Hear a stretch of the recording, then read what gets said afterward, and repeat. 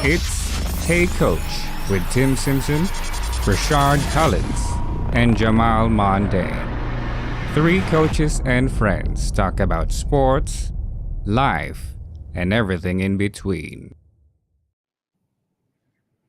Yeah. You already know what time for the Hey Coach podcast. The host, I'm Coach T with Jay Mondane. We heard Collins, but he is moving to their house, so he's packing up. So we're gonna be missing him. However, what the hell are you doing, buddy? I'm good, man. Ready to go. Another football Sunday, so ready to talk some sports. Oh yeah. I'm right there with you. I'm ready to do that. Kev, you already know. You already know we in here, baby. Yo, let's get right into the show. Talk about what happened. Okay. Now we came on this show confident. We all were, behind the Philadelphia Eagles. We were all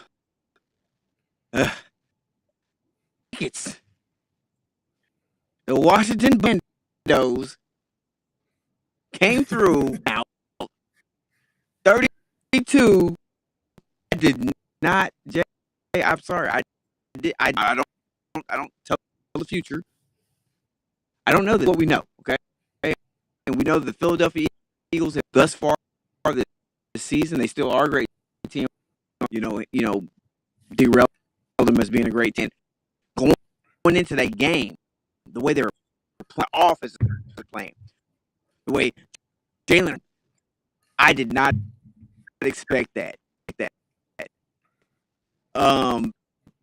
So thoughts on that game? I don't think anybody expected them to lose to the Washington Butt Nakeds, the Commandos, but we also did not expect the Eagles to go undefeated either, right? Everybody had their doubts. Like, are they real? Are they really that nice?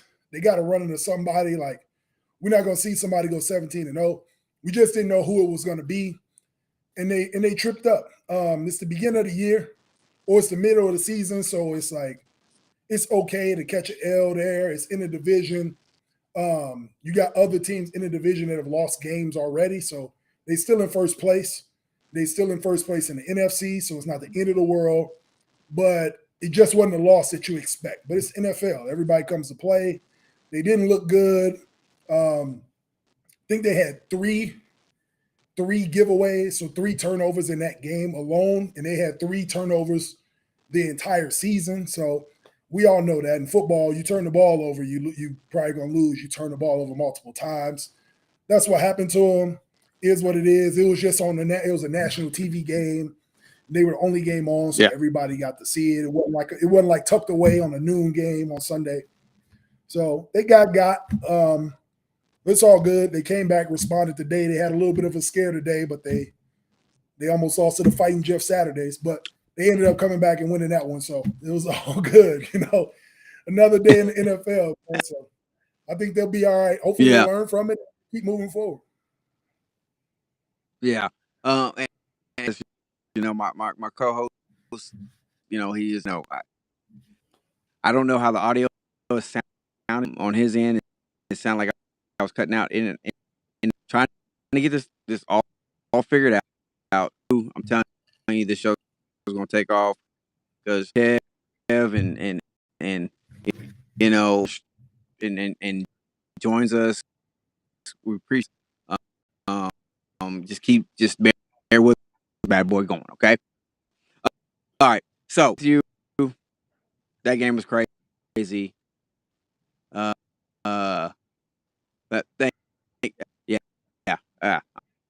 we're trying. I'm doing my best.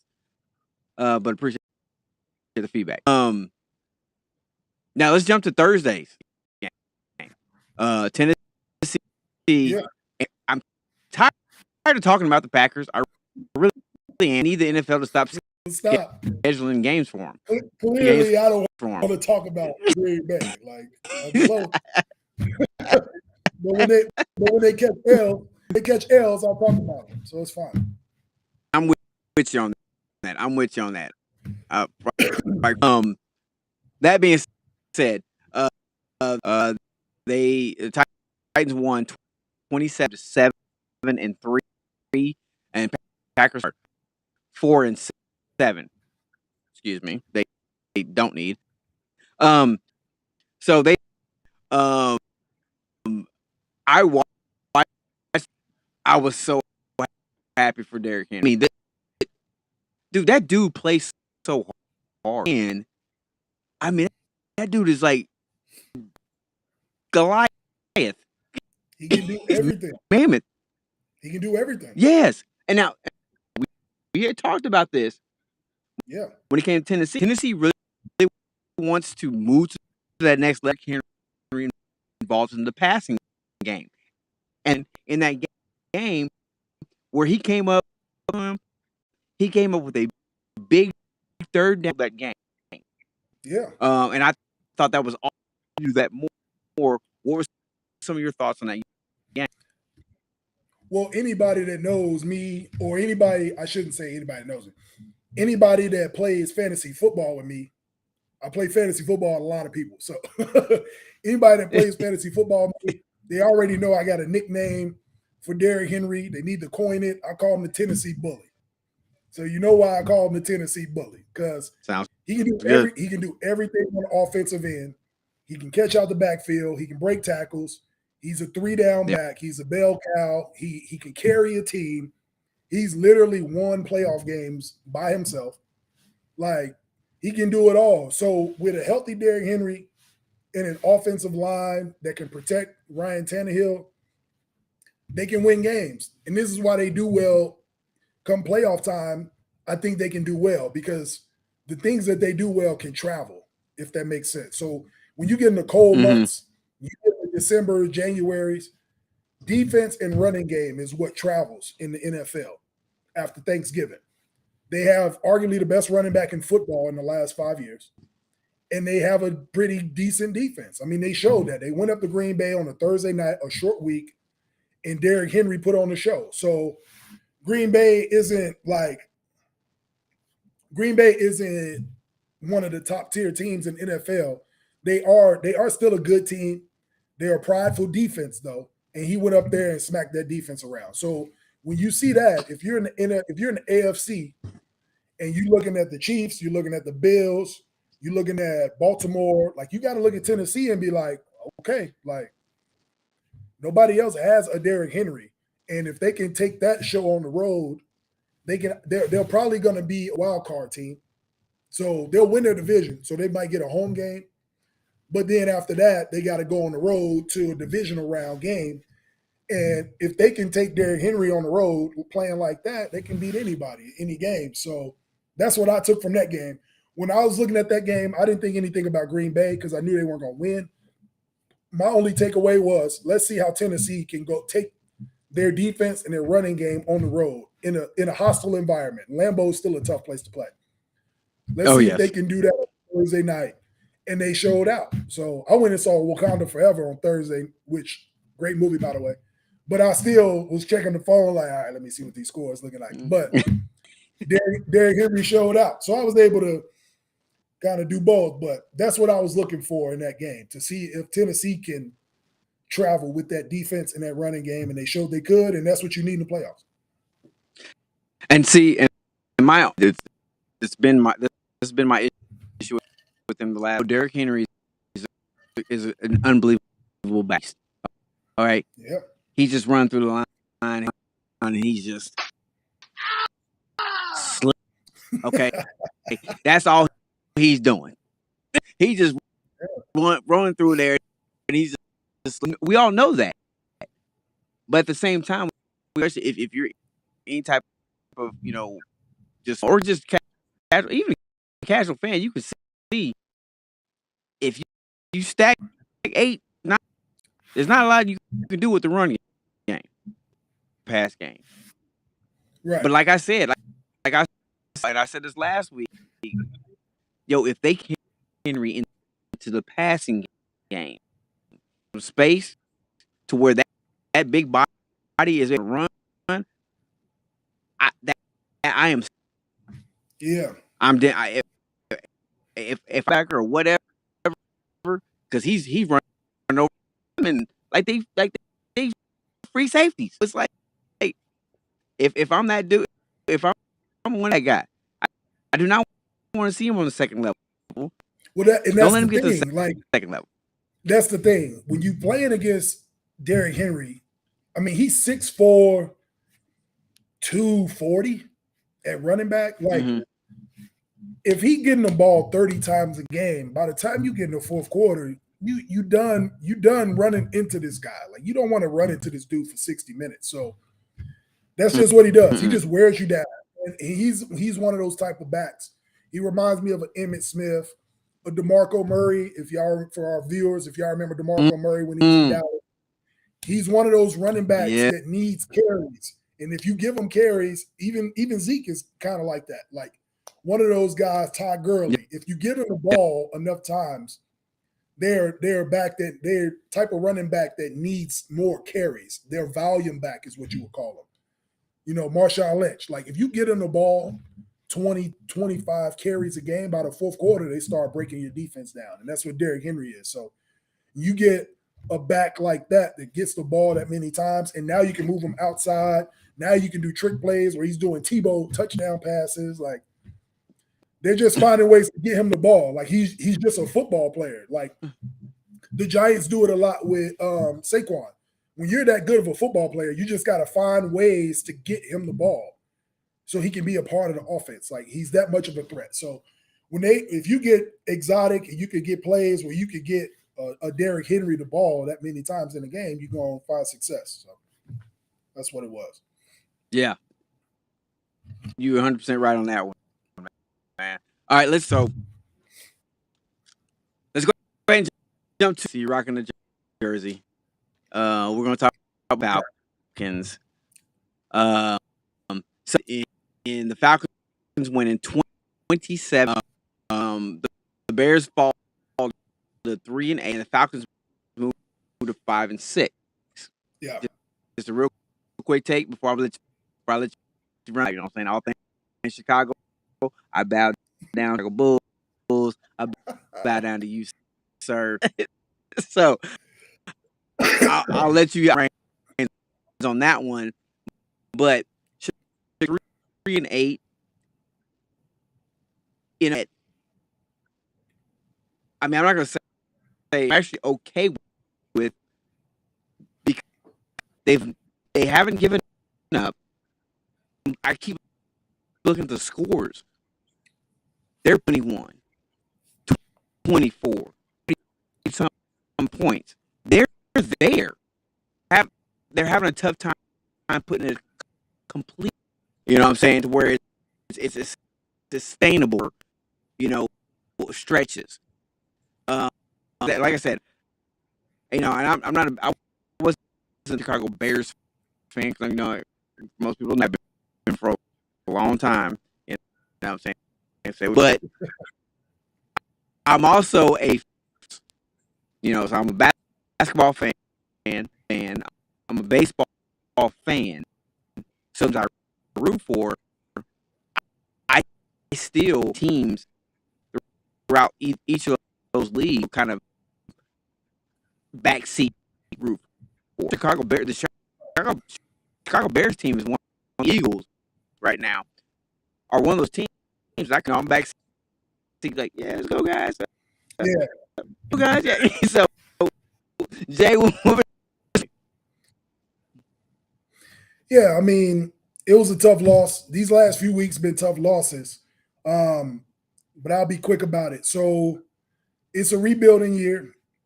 We got a second-year quarterback with a new coach, but he finally has a coach that believes in him. They open up the playbook. They're designing plays so he can do the things that he did when he was at Ohio State. He can move it. He can move in the pocket. They're doing design runs. They're letting him throw the ball down the field, push the ball down the field. You know, Nagy wasn't really letting him do that last year, so it's good to see. His teammates love him in the locker room. He's tough as hell. They're confident in him. Like, he's won the locker room over. They'll fight for him. They play hard for him. So that's good. So I think what Matt Eberflus doing is building the culture, setting the foundation for them to take the next step next year. So it wasn't a lot expected out of them this year. But as a Bears fan and somebody that hates to lose, I hate seeing them lose games, but I understand long term, we want them to be successful in the long run. So that's kind of why they let go some of our good defensive players. But we got over 120 million in cap space. We got 8 picks this year in the draft coming up. They're going to buy offense, draft defense. We'll keep this thing going, but I like the way they're going. The Bears games are actually fun to watch now. If you're not a Bears fan, you probably see a Bears game on and the score's gonna be 10-7. I ain't watching that. Now the games are actually fun. You know we gonna score touchdowns. He just tied Kyler Murray for 5 games in a row with a running touchdown and a passing touchdown. And him and Kyler Murray are the only 2 quarterbacks in the history of the NFL to do it in 5 straight games. So we have our franchise quarterback. We have our guy. Yeah. Like, he's answered that question. Now that he's answered the question that he's the guy, now let's build around him. So I'm excited for the future. If he can stay healthy, keep him upright, pay for an offensive line to keep him upright, and let's see what happens. But rest of the year, I mean, we're going to be in every game the rest of the year. I don't think we're getting blown out.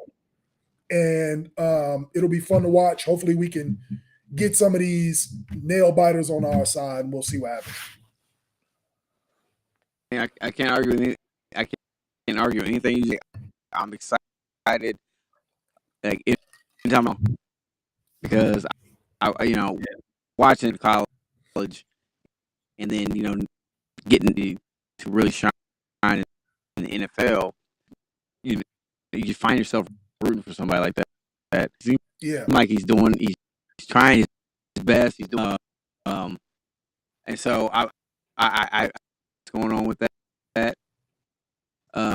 We got our guy, man. He can play. Hoping he's able to do it. Yeah, we got our guy. Let's talk about. I've been struggling. I mean, this season, but at the same time, some games have been struggling. They made up with Cleveland, who I honestly thought would be a little bit. Their record is not showing. Yeah, they're 3-7. They just 31-23. Like I said, Bill are 3-7. What are some of your thoughts? The Browns are another team like that. Like, they play hard, but their thing is on the defense. They're going to play hard. Like, it's going to be tough to blow them out because their defense is real stingy. They don't give up a lot. But their offense is very unpredictable. You don't know what you're going to get from Jacoby Brissett every week. It's just inconsistent offense. You got Nick Chubb, and then you don't know what you got outside of Nick Chubb. So if you take Nick Chubb out of the game and force Jacoby Brissett to throw the ball 40 times, then he's not that type of guy. He's a backup quarterback. He's not the guy that's going to throw the ball that much. So that's why I think when Deshaun Watson comes in at the end of the year, he'll get comfortable, and towards the end of the season, you'll start seeing that offense pick up, and that'll probably pour into or kind of roll over into next season. But right now, the Browns are the Browns. I mean, they're going to play hard. The defense is good. Myles Garrett, like, they got that side of the ball figured out. They need to keep that side of the ball, and that offense just needs a little pickup on the QB side. But I think they're good. I mean, it's tough. They were supposed to play in Buffalo. For people that didn't know, Buffalo got 2 feet of snow. Like, I'm from Chicago. We get 5-6 inches of snow, and it gets bad. And it usually ain't until January or December. They got 2 feet of snow in November before Thanksgiving. They show pictures on social media of what the stadium looked like. The stadium looked like the Ice Age. Like, it was buried. So it was no way in hell they could play football. Like, fans were coming over to the players' driveways and plowing them out of the driveway so they can get to the airport. And so when you displace everybody, like mentally, you got to change everything up. Like you go into a whole nother city, you know, your regimen changes, like the locker room you're going into, like all that stuff kind of changes. So, but you got to be a pro. And so it was good they came out and fought. Like the first half of that game was real competitive, and then a couple of turnovers, Buffalo kind of took off and won the game, which is crazy because the Bills played the Lions on Thanksgiving in Detroit. So they kind of got a sneak preview of what field they're going to play on next week. They got a good feel for the turf, Right. the dome, the goalposts, like the locker rooms, even though they were probably in the home locker room today and they'll be in the visitor next week. But it's kind of crazy. Like, do they stay in Detroit the whole week? You know, do they even go back to Buffalo?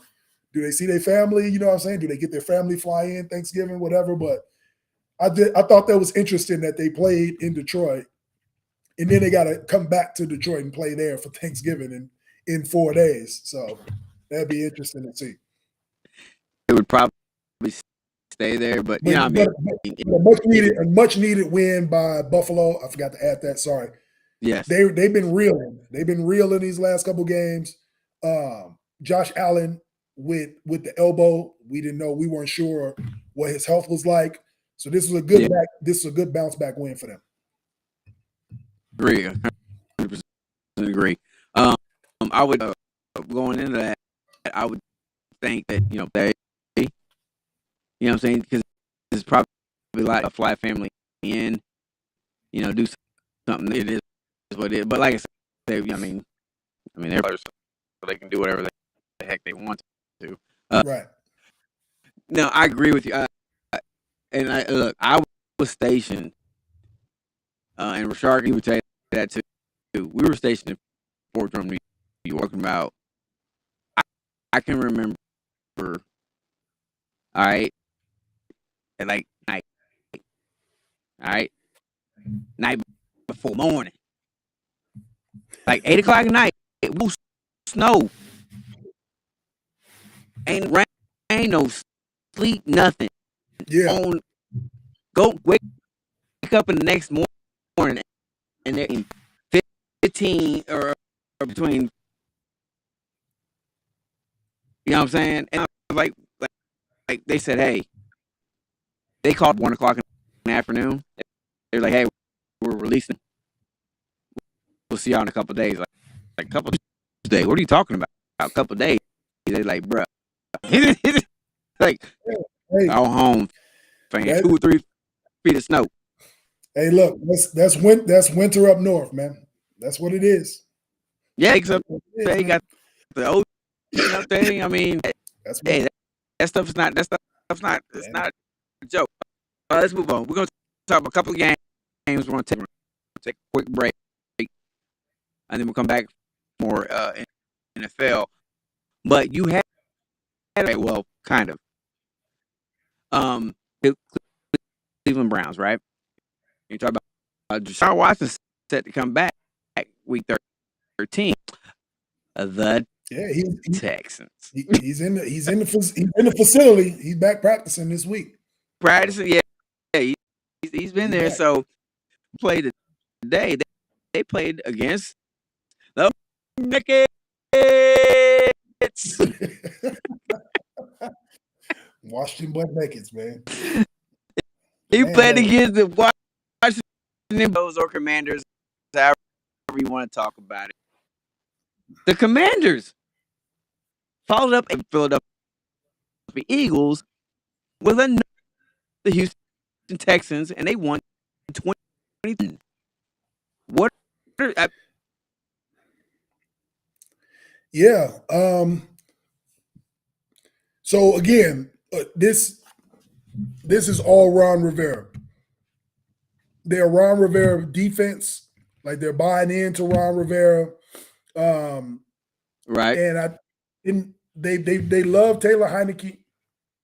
Like Carson Wentz was cleared to play this week, and Ron Rivera still made Taylor Heineke the starter. Like he has the momentum.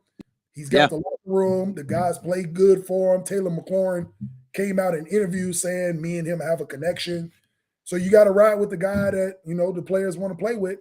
And he showed you the results on the field. So it's the Texans. They're always tanking for somebody, so I'm not surprised.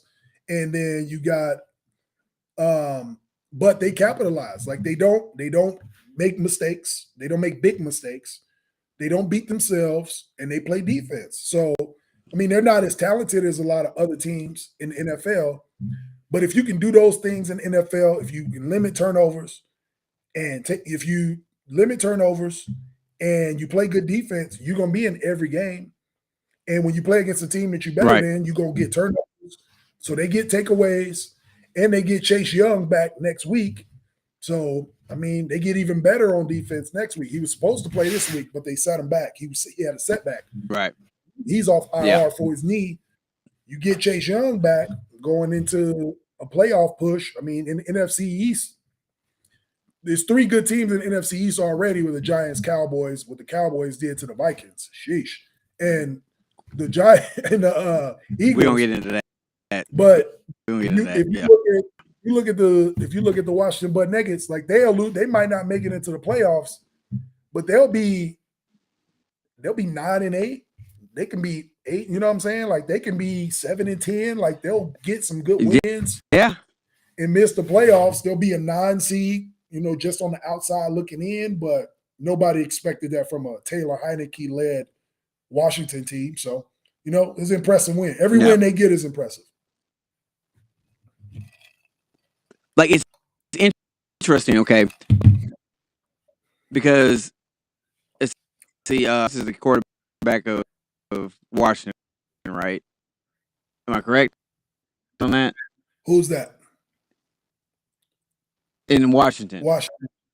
He's running the team right now, but he was quarterbacking, right? Yeah.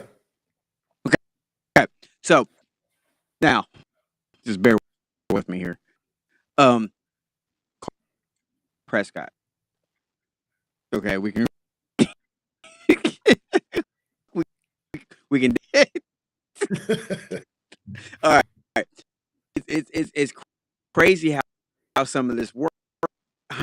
Heineke's been playing, and he has a no fear attitude. He plays. Yeah. Even if he makes mistakes, he to correct those mistakes. Like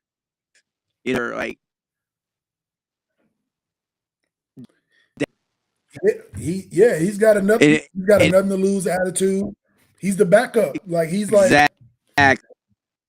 What I have nothing to lose. I wasn't supposed to be here anyway. I've been cut from 5-6 teams. Like I'm here. I might as well ball out. And so for athletes that are watching this show, and they can agree, when you have somebody on your team that plays with nothing to lose, they leave it on the floor or the field or the court, and they just ball out, you gravitate towards that. Like, man, this dude, this girl, they want to ball out. And I think that's what you get from Taylor Heineke. Like, he knows that Carson Wentz is probably the better quarterback, skill-wise, size-wise, obviously draft-wise. But he's like, hell, I'm on the field now, so I might as well just let it go, let it rip. Like, why not? And so the fans are just like, I mean, the players are like, yes, we want a guy that's not afraid. Let's go. Oh, yeah. If you're a wide receiver, don't be too risky. If I got a one-on-one, give me a chance to go get it. Like a Terry McLaurin, like if I got a one-on-one, just throw it up for me. Let me give me a shot. And that's what Taylor Heineke does. Like he brings that to the table. It's kind of like Gardner Minshew that one year when he was in Jacksonville, and everybody was like, "Oh, Gardner Minshew, like he going crazy." Yeah. You know what I'm saying? Like, yeah. The same mentality. He was like, "I don't got nothing to lose. Like, I'm just gonna ball out. Why not? I'm in the NFL. Like, it's a once in a lifetime shot." So, I think Taylor Heineke has that mindset. Like, I'm not supposed to be here.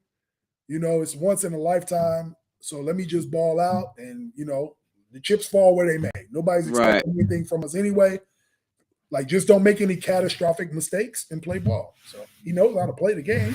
So just go play. Yeah, and I think that's just if you don't play, and what you just said was don't play. That should be the exact same thing if you're a starter, star, don't go out there and try to stuff. You know what I'm saying? Don't be doing Hollywood. What's up, babe? What's up, Disco? They don't go out there doing a whole bunch of the game and do what Just you're play. supposed to do. It's a kid's game. Have fun. If you do what you, if you do, guess what?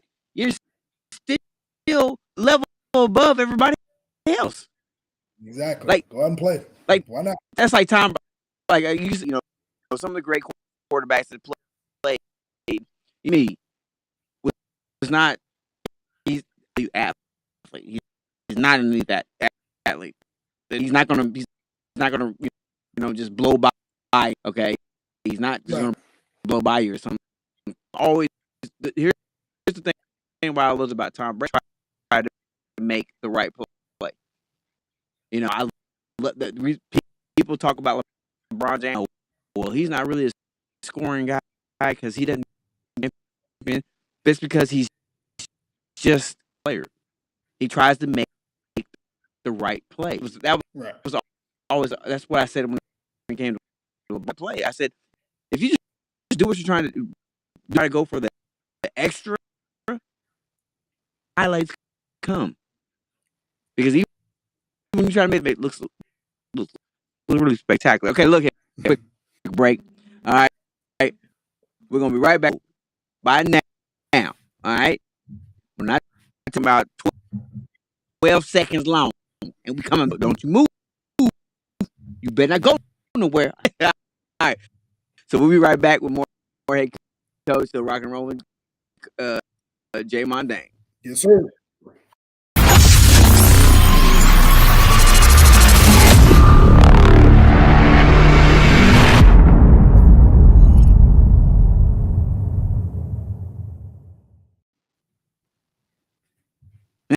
Hey, we're back. Yo. It's a little more hey. Jay Mondane is joining me. We are Collins. For those who don't know, he bought a new house. He purchased a new house. You used to know they're experienced the whole move thing right now. Get himself situated. Thoughts and prayers with him. I'm glad he didn't ask me to help him move, and I don't think my. But anyways, Jay, how you doing, baby? We still rocking, rolling, man?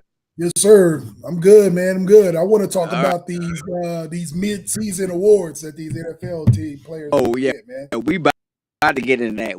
We about to get names, and we're gonna get right into that.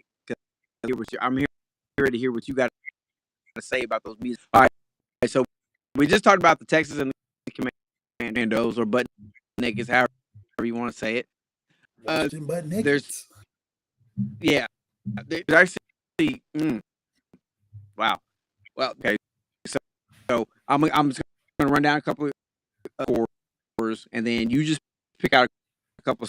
We'll go from there. All right. So you got the Saints beat, and I mean they beat the LA Rams. Saints moved to 4, and the Rams fall to 3-7. Eagles, who took on they winning that game 17 to Eagles. should have been that should have been a Thursday night game. The way these, I mean, Eagles beat the Fight You Get Saturdays, man, 17-16. But yeah, they squeaked one out. But listen, so they end up they do.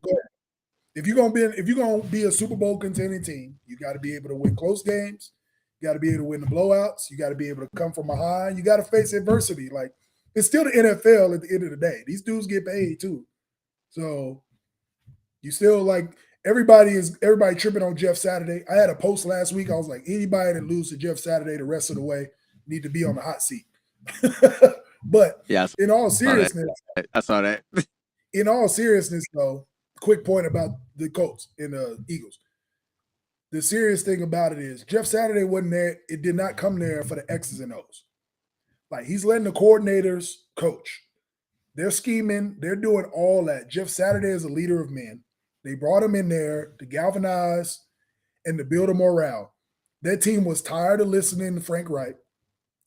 Since Frank Reich was there, he had 3 or 4 quarterbacks start. He had a quarterback carousel. There's no consistency. He basically turned Jonathan Taylor from an MVP last year to a second string. Like Naheem Hines was about to take his snaps. So like the confidence was just shot. So all they did was bring somebody in that could build the morale, get them back riled up, somebody that's a player's coach, and get them going. You already got coordinators that's going to do everything with these players. And then Jeff Saturday will learn the playbook as the season goes. But he knows football. He knows Jonathan Taylor's good. Like, why the hell is Jonathan Taylor touching the ball 20 times a game? Let me get him the ball. Like, Matt Ryan is better than the kid out of Texas. I can't remember his name. But Matt Ryan is an MVP in this league. I'm going to go ahead and start Matt Ryan. Like, obvious stuff. You know what I'm saying? Like, so all he did was come in and plug that in, build some morale, and now they're playing hard. And then, again, the players, they make NFL money too. Like, they get paid every month like everybody else. They cut a check. They're going to play with some pride. They don't want to get beat every week. Like, they know what people are saying about them, so they're going to play with a sense of pride too. Philly's just a better team, but they almost got. But Philly, credit to them, it's the NFL. It's better to almost lose than to almost win. I'll say that. 100%. 100%. Yeah, it's just crazy. But I wish the Bears almost lost today. I'll take a 1 point win. I'll take a 1 point. So I know. I mean, my Patriots won 10-3. We all talk about the Raiders winning 22-6.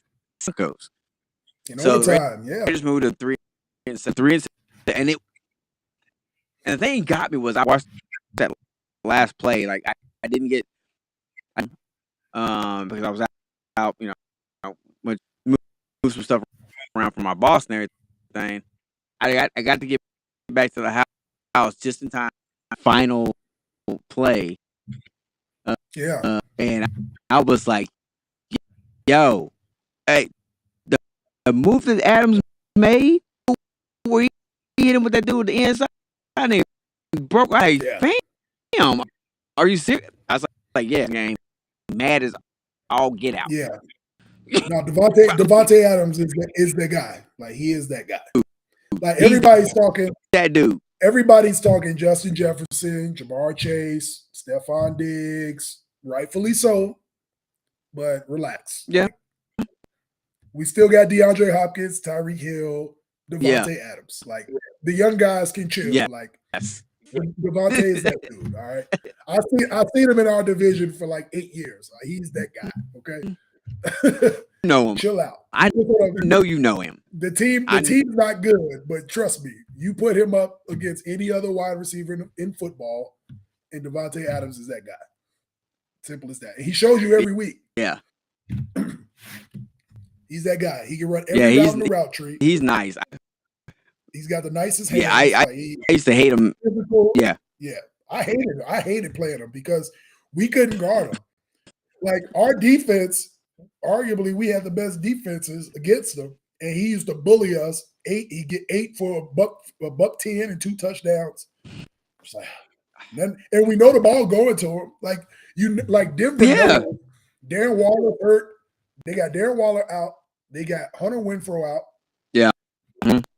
You know the ball's going to Devontae Adams. You can't do nothing about it. He's that guy. Nope. Yeah, and that dude.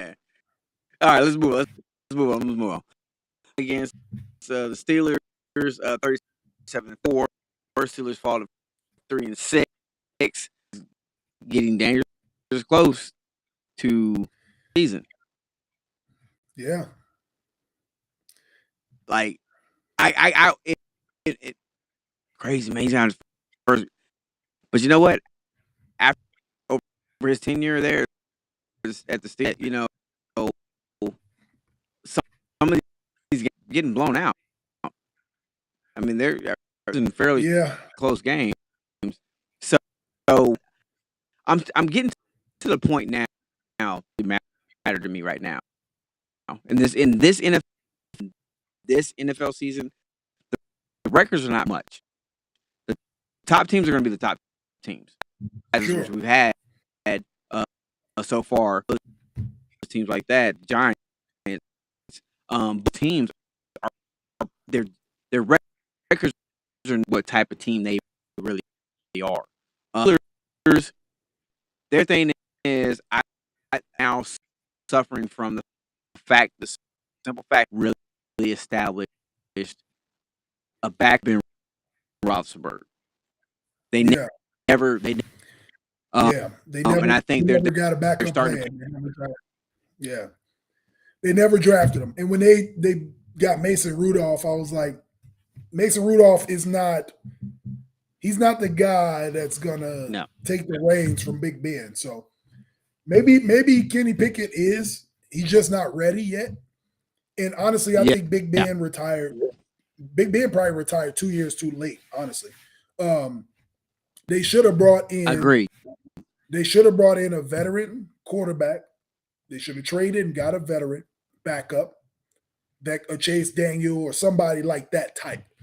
Ryan Fitzpatrick, something like that, a Jacoby Brissett, to bridge the gap between Big Ben and Kenny Pickett. And now Kenny Pickett can watch and learn, and then they can move on. But Pittsburgh, they'll be competitive. Mike Tomlin, they're prideful. I mean, they are the Steelers, so I mean, they're just not good. Let's call it what it is. Offense isn't good. They got a monster at wide receiver though. George Pickens is a monster. He's gonna be real good. And the tight end Freiermuth is good, and Pickens is gonna be a monster. So they'll be good. Hayward on defense. Hayward on defense is good. They got a good defense. You know what I mean? The Steelers have always been good with TJ. TJ's back. He's back playing. The Steelers have always been good with defense and wide receivers. They always draft good wide receivers in the draft. From Antonio Brown, I mean, you can go all the way back to Hines Ward. Like, they always draft good wide receivers. They've always been able to draft good wide receivers from even back in Big Ben's earlier years, you know, when Tomlin first got there. They always had good wide receivers. So, and they did it again with George Pickens. Like, he's really good. So they'll be fine. It'll just take a year. You know, he's got to take his lumps as a rookie, and next year they'll be better. What's more impressive is. So let me ask you this question. Yeah, go ahead. No, okay. So receivers they're drafting, right? Was Claypool for them, or did they just not really invest opportunity to kind of really develop? So Claypool was a good draft pick. What happened with Claypool is Juju was there when he got drafted. Juju Smith-Schuster. And Deontay Jackson was there when he got drafted. Yeah. He's trying to find his place in there, and it just didn't fit. It wasn't a good fit. It wasn't that he was a bust or he's a bad receiver. It wasn't a good fit. And then Pickens came in, and Pickens was better. It was like, I mean, we got Pickens because Juju left, but he's better. So, like, you got to get in where you fit in. So, it just didn't work out. So, for some teams, it just doesn't work. I mean, you look at the Chiefs. They got Kadarius Toney from the Giants. He's a first-round draft pick. Yeah. He's a first-round receiver. They got him for a bag of peanuts. Yeah. It just didn't work out. It just didn't work out in New York. Like, they said, if he can take care of his business off the field, if they can keep him out of trouble, like, he can be their quote-unquote OBJ. You know, everybody was saying, oh, the Chiefs should go get Odell when he's healthy. They believe that Kadarius Toney can be their quote-unquote Odell Beckham. He has that type of first-round draft pick talent. So it's just a lot of it is fit. Like, he may fit there. Hopefully Claypool fits in Chicago. We'll see. So Claypool's not a bad receiver. It just didn't work. And at his first stop. So yeah, we'll see. Yeah, and you on that. That's why I was asking because to it. I mean, Claypool is fold now. You know what I'm saying? I honestly think he might been with a younger quarterback. Yeah, on there in Chicago to where rookie year, and I was like, man, this dude. But then all of a sudden he just fell off. And I didn't know. I didn't realize. I thought, honestly, I'm beyond. I thought he was hurt until I seen him watching, but he was playing. I was like, oh, that's like, but somebody else was like, what do you bring back? And he was like, well, I thought he was hurt. No, he's playing. He's healthy. They just wouldn't give him no reps. But he's a big physical receiver. I mean, he's 6'3", 210, 215. Like, so he'll be good opposite of Mooney because Darnell Mooney's a smaller speed guy. But you got Claypool and we got N'Keal Harry. Like, they could be possession receivers. You know what I'm saying? So we'll see. Get them an off season together. Get them to work with Justin Fields in the summertime. Learn the playbook. I'm excited for next year. So I already know we coming. So. I am too. I am. Games real quick. Well, boys and Vikings game. This I was going to turn out. I mean, I thought it could. I honestly thought it could be one of the teams, but I thought it would be a closer game. But they ended up winning that game 40-6 and 3. Vikings won. What were your thoughts on some of those games?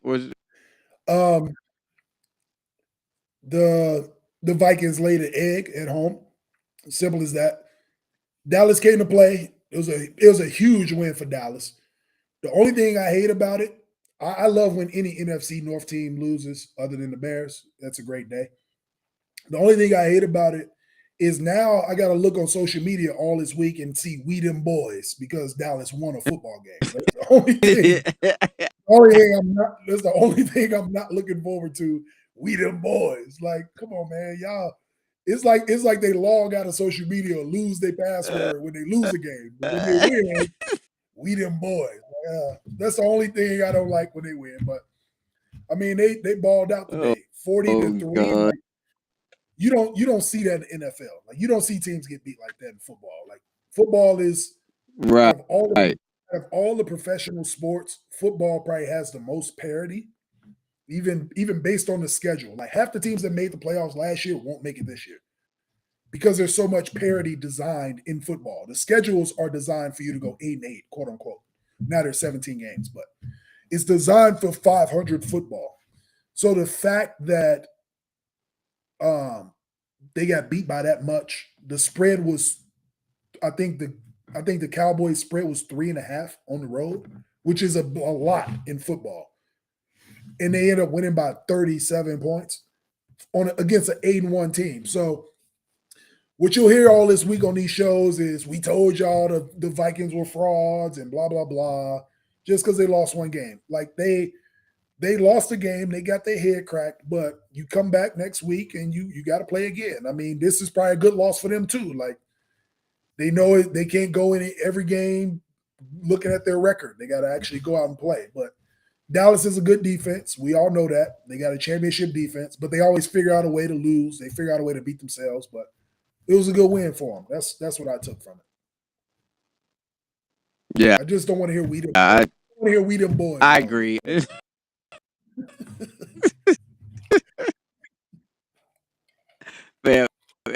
Hey, bro, I am right there with you. I don't want to, but it is what it is.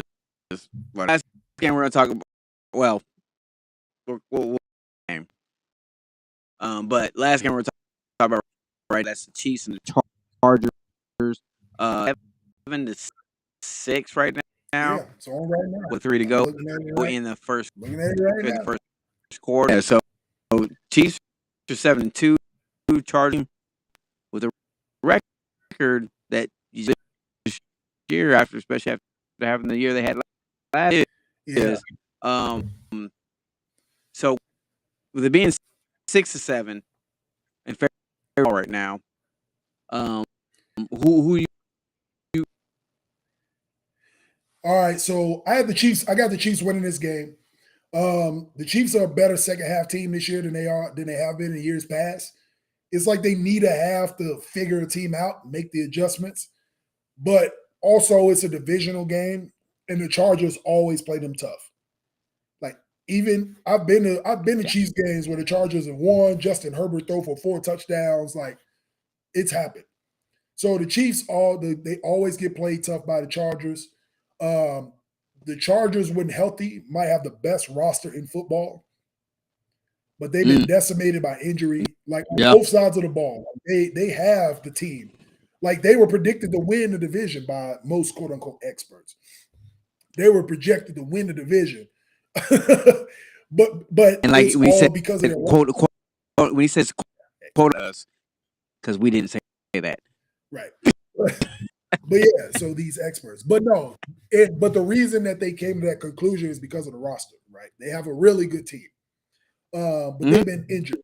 They've been just plagued by injuries. It happens. It's part of the game, and their record shows it. You know, they 5-4.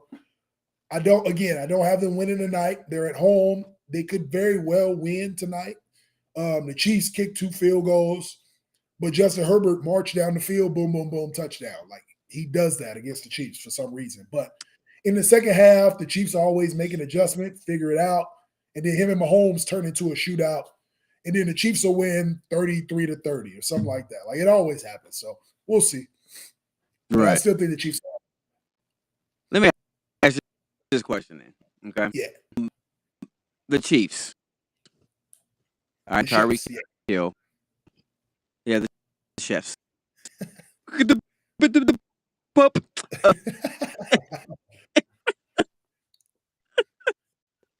Without Tyreek Hill, this, and I've sounds crazy. I honestly think the Chiefs, in particular, is better. Let me. Anybody saying that is because he can't rely on the short. He actually has to scan. He's always. I'm not saying he's never. He's becoming to seem like doing it. Yeah, scanning the field, receivers, getting more guys involved. I really think this Chiefs are dangerous now because now and the thing is the main thing they don't the deep ball threat. right. Because no one was able to take the you know what I'm saying? And his play. And there's been times this season, but it is what it is. Injuries. But to you, looking at a team with Tyreek to this season, how do you about this Chiefs team moving forward? Well, I'll start off by saying this. No team is better without Tyreek Hill. I'm gonna just go ahead and say that. The Chiefs will be much better with him. You know what I was trying to say. But I understand what you mean. No, I understand what you mean. But I just want that to be known. A Tyreek Hill team is not better than a team with Tyreek Hill in the receiver room. But yeah, what you're basically saying is they're figuring it out by committee. So it's harder to defend the Chiefs because of the requisite weapons. Mahomes is more like a point guard now. So he has multiple weapons that he can throw to. He's got Juju Smith-Schuster. He's got Marquez Valdez-Scantling. He's got, obviously, Kelsey. He's got Kadarius Toney now. He had Mecole Hardman before he got hurt. You got, Clyde Edwards-Helaire, like Pacheco. Like, they got all these weapons he can throw the ball to. He even got the backup tight ends that get in the game too. So yes, that being said, if Mahomes uses those weapons, it makes him harder to defend because you don't know where he's going to throw the ball. Whereas when they had Tyreek, as long as you don't let him beat you over the top, you got a chance to play him a little more honest. What I will say about this, though, the fact that they don't have a Tyreek Hill to take the top off the defense, when you have a good secondary, a great secondary, it shortens the field, if that makes sense, right? So when you play against a team that has a good defense, they have good two safeties in the back, corners, linebackers, right? And they have a good secondary. If you don't have to worry about anybody over the top, the safeties can play closer to the front seven. They can jam more. So now your front seven can blitz or rush the quarterback, and now your safeties and corners can play as a unit. You don't have to worry about anybody going over the top, so you don't have to worry about the safeties doubling high. Everybody can play up tighter because you got slant routes now. Juju's not beating you over the top. Juju's slant across. Kelsey's slant across. So that's where the defense makes the adjustment. The only thing is Mahomes has to make it now. So it's all chess. It's chess moves. When you have a Tyreek Hill, though, as you can see the Miami Dolphins, right? Miami Dolphins have a Tyreek Hill.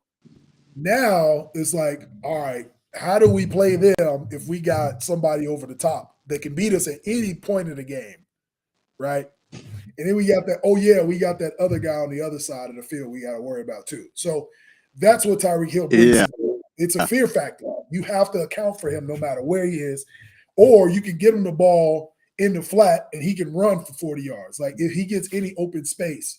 So he's just special. Like there are too many Tyreek Hills in the NFL, so he's a unique player to account for. But I understand what you're saying about they have other wide receivers that Mahomes can pick and choose, so the defense has to play honest. I would say the defense has to play more honest with them now that they don't have Tyreek, but they are just as good. I would say it's just different. And that's exactly that's the only thing I was trying to hear. Because the reason why I better is because if you have Patrick Mahomes, honestly, you're lost. Like I'll tell you this. To worry about. I'll tell you this. It doesn't matter if Tyreek was there or not. I think the Chiefs will still be 7-2. So that's why I say I don't think it's better or worse. I think it's just a different look. Yeah. I think they will be 7-2. Yeah. Yeah. I agree with that. I still agree with that. Chargers they're giving them a run for the money. With 2.25. It's still early though. Yep. Chiefs in-game live score 10-6. Yeah, so been a much better second half team. Kind of weird because in the past, they, for the most part, like they've been for the most part in the first half, and kind of coasted more in the second half. But they're working. They're having to earn their money. Okay, so I'm gonna answer this question. All right, which is gonna be the board. I'm gonna ask you, who is MVP right now? So it's funny. We were just talking about the Chiefs and Tyreek Hill and Mahomes and, all these guys. And to me personally, the MVP, obviously the most valuable person on the team. And the league has turned into this best quarterback on the best record award. It doesn't really even seem like an MVP. To me, right now, Tyreek Hill is the MVP of the league. He won't win the MVP, but if you ask me, I'm going another different direction. So I'm surprised to the audience. The MVP of the league right now, today, to me, is Tyreek Hill. Here's why. He has 81 receptions and almost 1,200 yards receiving in 10 games. All right. So I'm telling you. So think about it like this. By week 17, if he plays every game, he can get, at this rate, he can get over 120 receptions and 2,000 yards receiving. Over 2,000 yards. So he'll break Calvin Johnson's record, Cooper Kupp's record last year. Like, he will shatter these records. And nobody was talking about the Dolphins doing anything this year, right? They added more pieces on the defense, yes. But nobody was talking about Tua. Nobody was talking about the offense. They brought in another coach, a rookie coach. But Tyreek Hill, everybody's talking about how crazy he was, about, how accurate Tua is, and comparing him to Mahomes and this and that. Tua has the highest quarterback rating in the NFL. Mhm. Every game he starts and finish, he's undefeated. They Yes. are in first place in their division when everybody, including myself, was talking about the Buffalo Bills. The Dolphins are the number one seed in their division.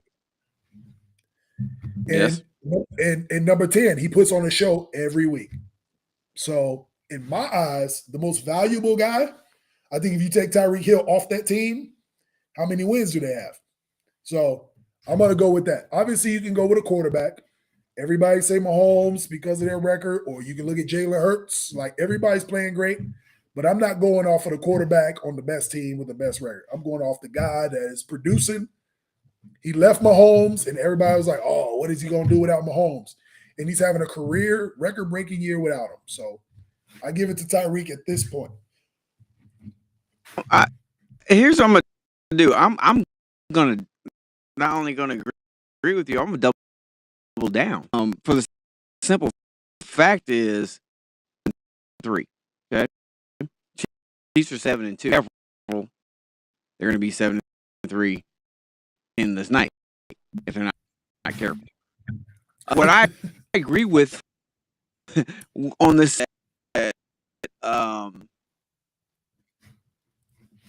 Tua had the same. He had Jalen.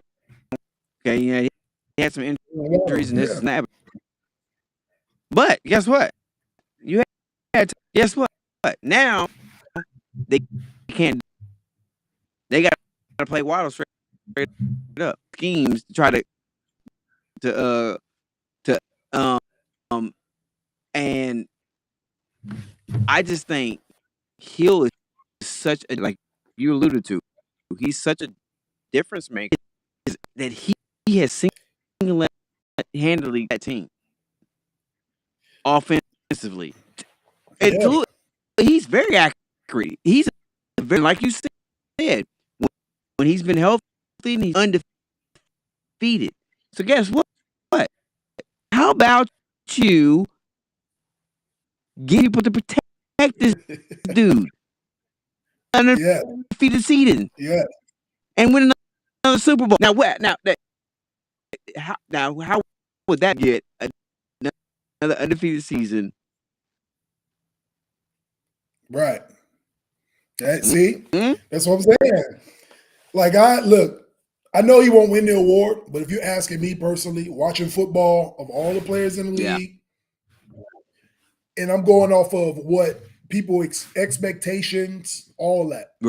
Right. Nobody expected the Eagles to be where they're at, or the Vikings. True enough.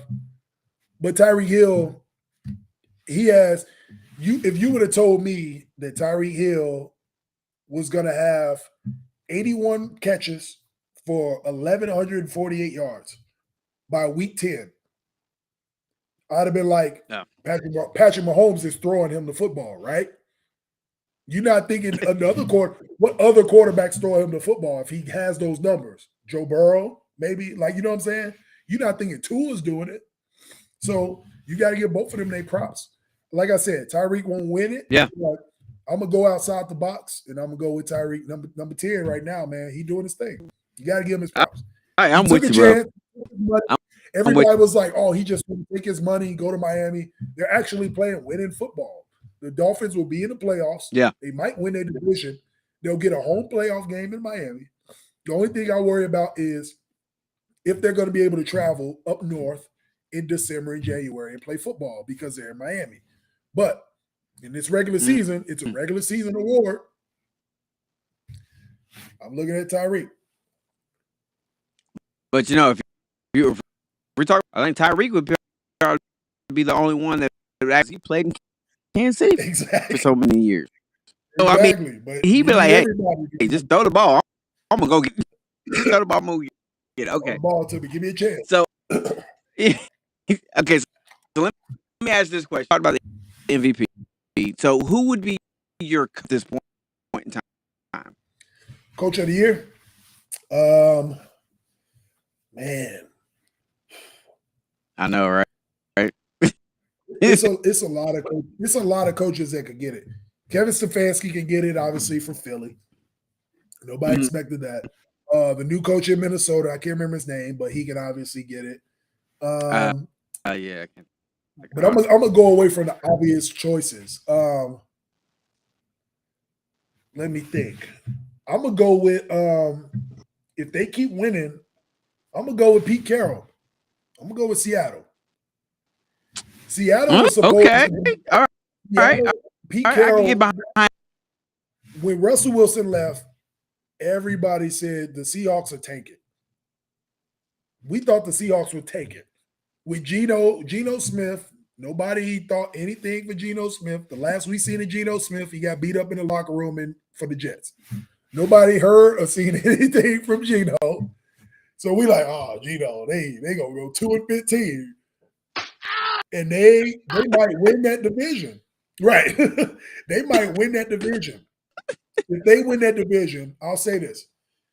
If the Seahawks win that division with the defending Super Bowl champs in it, with the San Francisco 49ers, who went to the NFC Championship game last year, and with Arizona, they're supposed to pick up from where they left off last season, and Seahawks are supposed to be quote unquote tanking this year, and they win that division, I say Pete Carroll, coach of the year. That's what I'll give it to. That's my dark horse. I can't really argue with you on that one. Miami might be another one. Yeah. Like all these coaches are deserving, but if I pick one outside the box, I'm gonna go Pete. Like this season, and we talked the way the sports have been not just NFL, but NBA. It's been just crazy, and 100% right with that. There's so many in the NFL right now that there's and there's a lot of lock them up for getting the coach of the year. Like it's like to where some of the stuff. I agree with you on Pete Carroll. I think because me, you talking about they say oh man yeah this is turned out very well for no one. Right. Played unbelievable. I am more thrilled to watch somebody play more than I have been able to play, just because I as he came into the NFL and what he then watching the interview he did where he said he'd be a starter again. He said that I'm not trying to lose a job. I'm trying to do the best I can to help my team win in Seattle, and he's done nothing put them in position after time, quarter after quarter, hitting their top of the NFC West, and I never ever would have thought that was possible. Honestly, I just never. And then you got the two teams, that was the top of the division. One was a Super Bowl champion. At the bottom of that conference, right there, the playoffs. Cardinals are sitting at 4-6, and the Rams are sitting ridiculous. I mean, like champions, like when. When was this? Yeah. Okay, you're right. Yeah. Okay, so they want to take a break. All right. So, well, okay. These two, okay. Offensive player of the year, rookie offensive player of the year. Yeah. Offensive player of the year and rookie offensive player of the year. Yeah. Offensive player of the year. Oh. Um, offensive player of the year. I'm scanning the NFL. Rookie of the year, I was gonna say Brees Hall before he got hurt with the Jets, the running back for the Jets. Ooh. Yeah. Before he got hurt, Brees Hall was running away with it, man. I feel bad for that kid. He tore his ACL, but he had it. He had my vote before he got hurt. So I can't think off the top of the head who would take it now. But then if you just do overall offensive player of the year in the league, again, Tyreek ain't gonna win MVP. So I give it to him if you give one of these quarterbacks MVP. But just for the sake of the exercise, if I do offensive player of the year, I would go.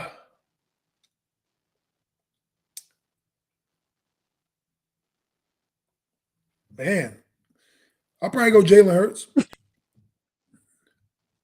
I go Jalen Hurts. Okay. Offensive player of the year. Yeah. Okay. Tua, I was gonna say Tua, but Tua missed games because of the concussion. So I'll go with Jalen Hurts. Jalen Hurts has good numbers. He doesn't turn the ball over much. Plays winning football. He's got a bunch of touchdowns. Mahomes is in the conversation too. But I go with Jalen Hurts as offensive player of the year, if there was such an award. For defensive player of the year, rookie of the year is Sauce all day. Sauce Gardner. Yes. Yeah. Yes. 100%. Sauce Gardner for the Jets would have had the offensive rookie of the year and the defensive rookie of the year. They did so damn good in that draft. That GM is going to be GM of the year, by the way, for the Jets. He will be GM of the year. He'll be executive of the year. Because they literally have the best offensive rookie and the best defensive rookie on the same team. Because Sauce is that guy already. Sauce is because of his name alone. All right. Yeah. You know, Sauce is that guy. Yep. So he will be the defensive rookie of the year for sure. Yeah, I cannot be mad at that at all. Chiefs took the lead 14-10. So I mean, hey, you gotta love this. Gotta love this. So we're gonna do, Jay. Let's take a real. We'll come back. We're gonna jump into some college, some scores and everything. The NBA because we had some serious, not necessarily in the NBA. Has some NBA connected players that I really want to really chopping at the bit to really talk. Real quick break, and we're gonna be back with Coach Tim Simpson, my dang Rashard 10 Collins. Yo.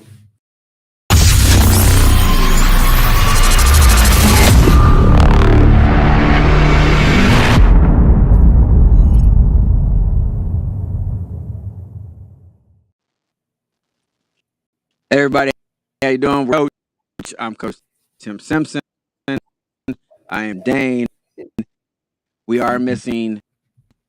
He's doing his thing. And okay. So, Jay. What up? All right, man. We've been trying to go on rapid fire and everything. So we about so let's get right in. The Michigan Wolverine fighting Illini. 17. I know it hit you hard being a Chicago guy, and this is one right now. Being a Chicago guy quite a bit.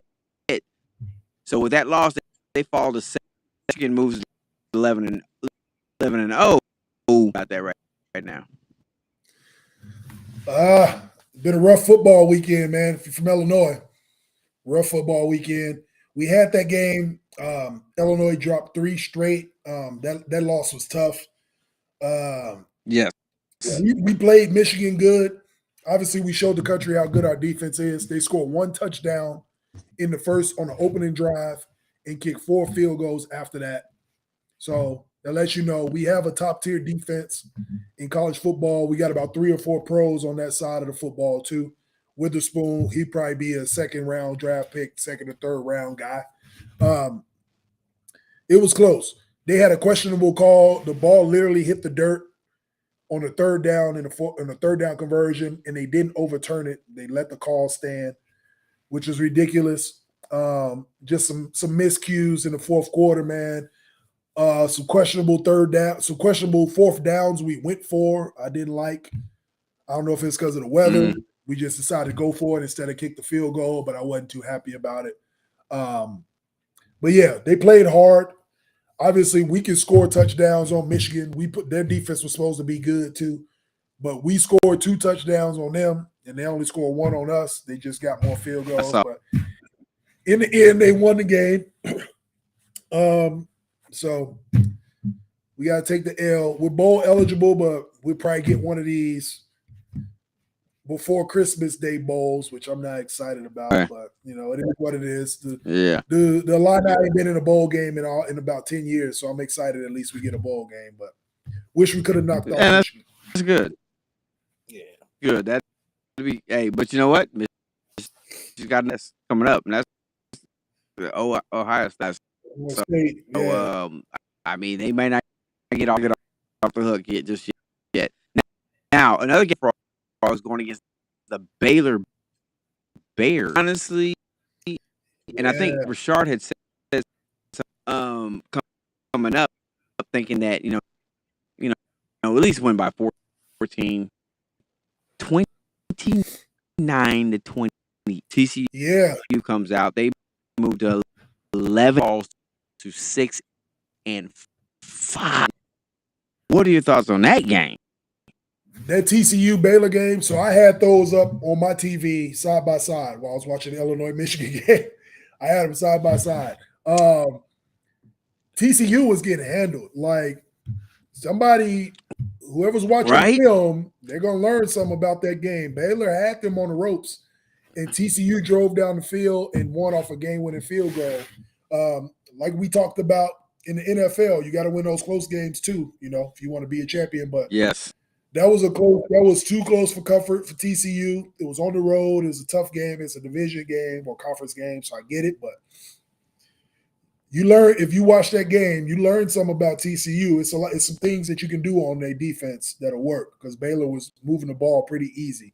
But TCU got the final drive down the field and kicked the game winner, and they stay undefeated. Yeah, they did. They definitely did. About this, I don't know if it was season. They might have been the first season, or I know it wasn't that long ago, but we keep getting thrown on these softball games. You know what I'm saying? Playing fast pitch. And I don't even know where are these people? All the governors? What is this? Who is that? I don't even know who that is. Like 34-0. Yeah. God, I think that's what got me. They only won 34. Austin, and I'm like what? So Nick Saban's a genius, and I'll tell you why. He schedules these games, right? Everybody else at this time of year is in the heart of their conference, playing rivalry games, doing all this stuff. Teams that are ranked, he sprinkles in an Austin P in week 10 of the college football season. The week before the Iron Bowl. He knows that the Iron Bowl is going to be a tough game. SEC championships coming up. So he sprinkles a cupcake in the middle of his season so they can run their stuff, get some confidence, run their stats up, get a nice little blowout because it looks good to the college football playoff poll. He knows what he's doing. He's been doing it for years. Next year they'll do the same thing. They'll play all these tough teams, and then they'll play East-West Technical University, and they'll beat them. So like they'll play DeVry or somebody like that in the middle of the season. Like he always does that. So he always does that. So they play Austin Peay, beat them 34-0. It looks good. I mean, unfortunately, they've already lost a couple games, but he always does that. They'll play who is that? They always play teams like that. They'll play some technical community college or something like that, man. Yeah. Yo, time out. Time finish, sir. I am upset. Right. The right answer to DeVry. I am upset. For you guys upset. That's old enough to remember DeVry. Remember those DeVry commercials? Yes. Yeah, that's who Alabama Yeah, played. I had somebody from the I had somebody in the background. There's a whole crowd of this to you, sir.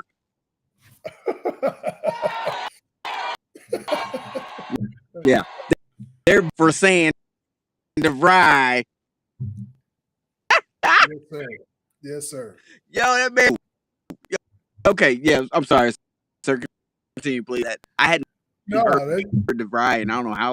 That's all I got, man. So Nick Saban's just smart for doing that. He sprinkles those types of games in his schedule because he obviously the Iron Bowl's next week. But it was a win. I mean, I don't think they're going to make it back to the college football playoff. They will get a if they can they still win the SEC West division. I don't know if they can still win it. They lost to LSU head to head, so I don't know if they can still win it. No. So they might be out. So they won't make it to the SEC championship game unless LSU just drop the next two games or some miracle happens. But if they win out, they can get a nice bowl game. They'll probably play,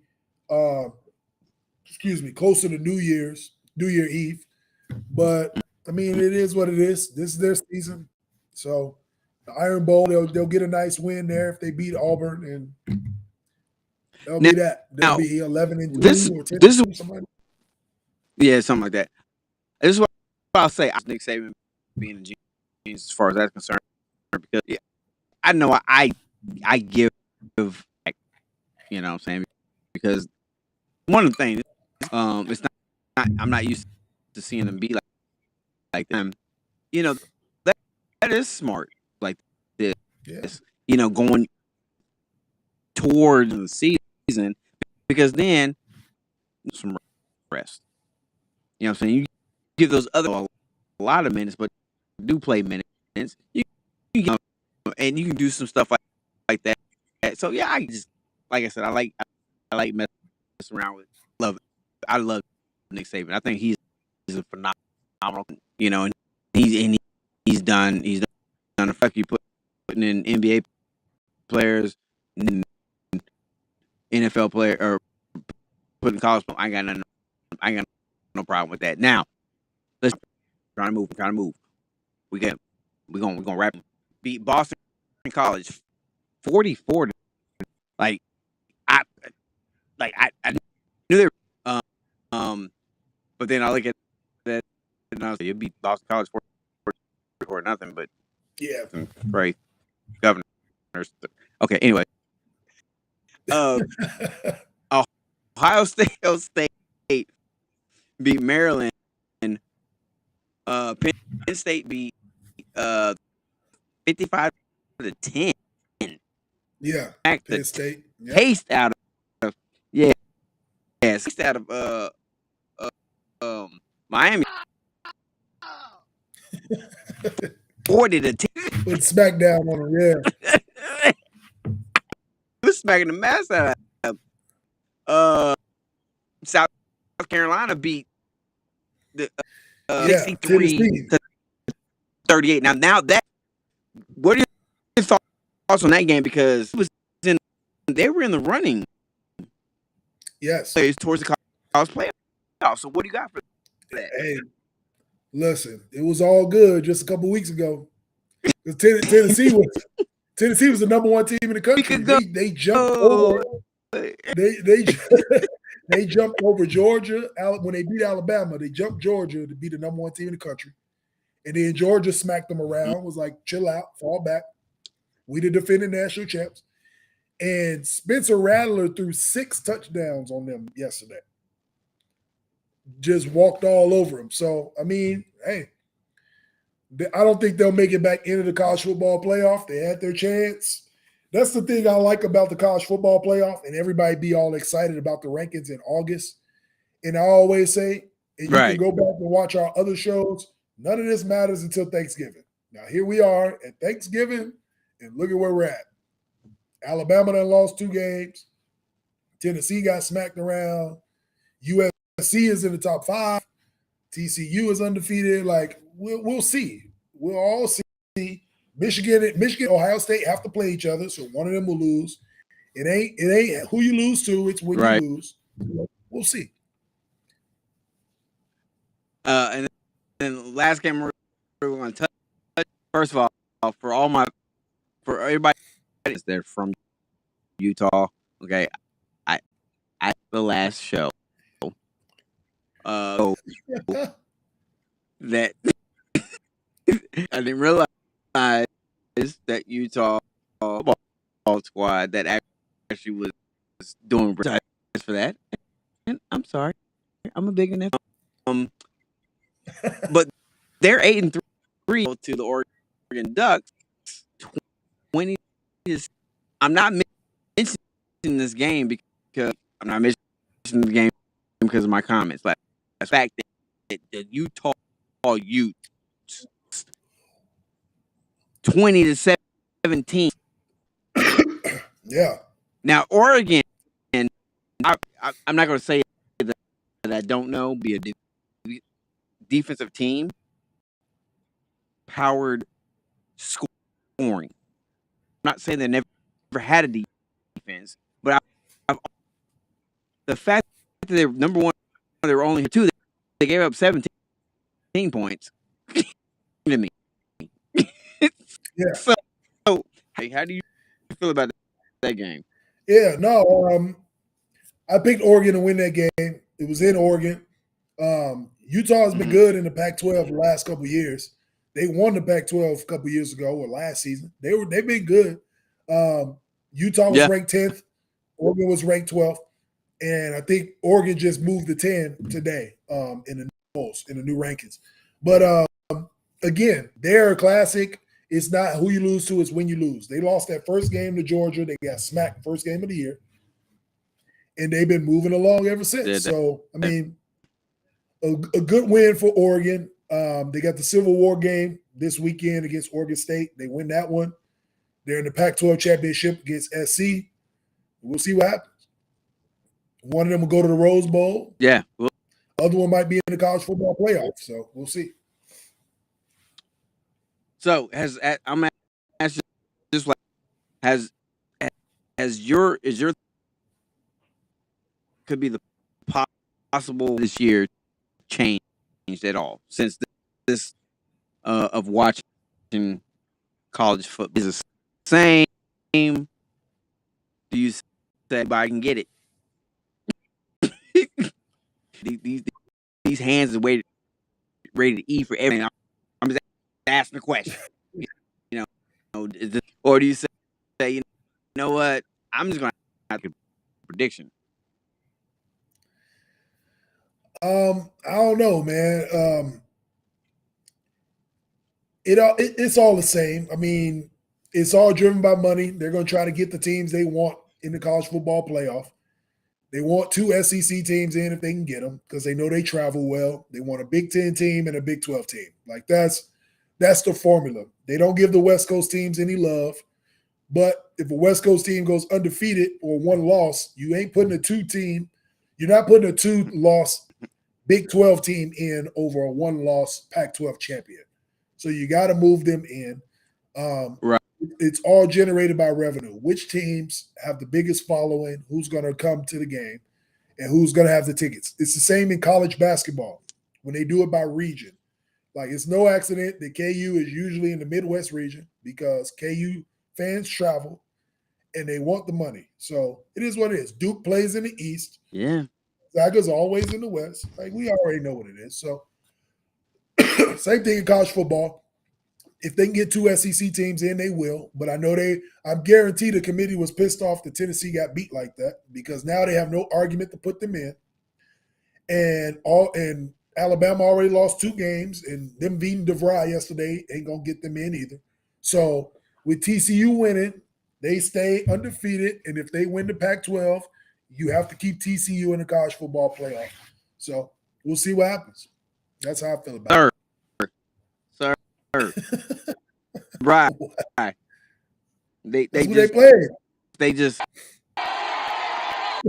That's who they played. They're- Shout out to they're DeVry, upset, man. Shout out. sir. Shout out to DeVry. Hey, I used to love them commercials. Coming home from school, after school, shout out to my cousin Mike. Come home from school at 2:30. He be at the house, ironing his clothes, getting ready for work or to go outside, do whatever. He be watching Jerry Springer. They always show them DeVry commercials around 2:30, 3 o'clock. So, Man, who you telling? yeah, man. Old school. That's some 90s All right, days. so okay. Let's take a real quick break. We're going to jump into some college basketball. We're going to wrap this whole. I'm telling you right now. Looking at some of these basketball, we got some things to talk about. So, back with more Hey Coach.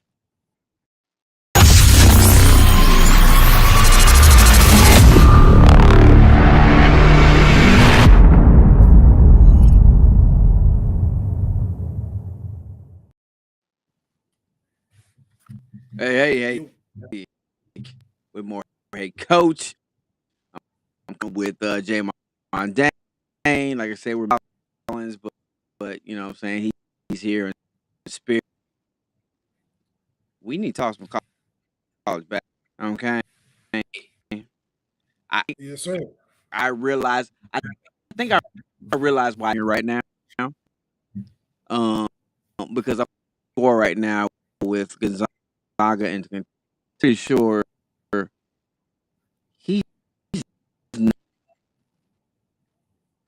he's not, because right now it's Gonzaga, who's ranked second in the country, 4th. They're up 13 points. They're up 76 to so yeah, Rashard's probably not any good.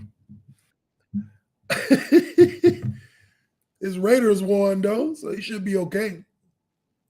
I don't think he cares about the Raiders anymore. And if football season's over, football season over for him. Yeah, football season's over.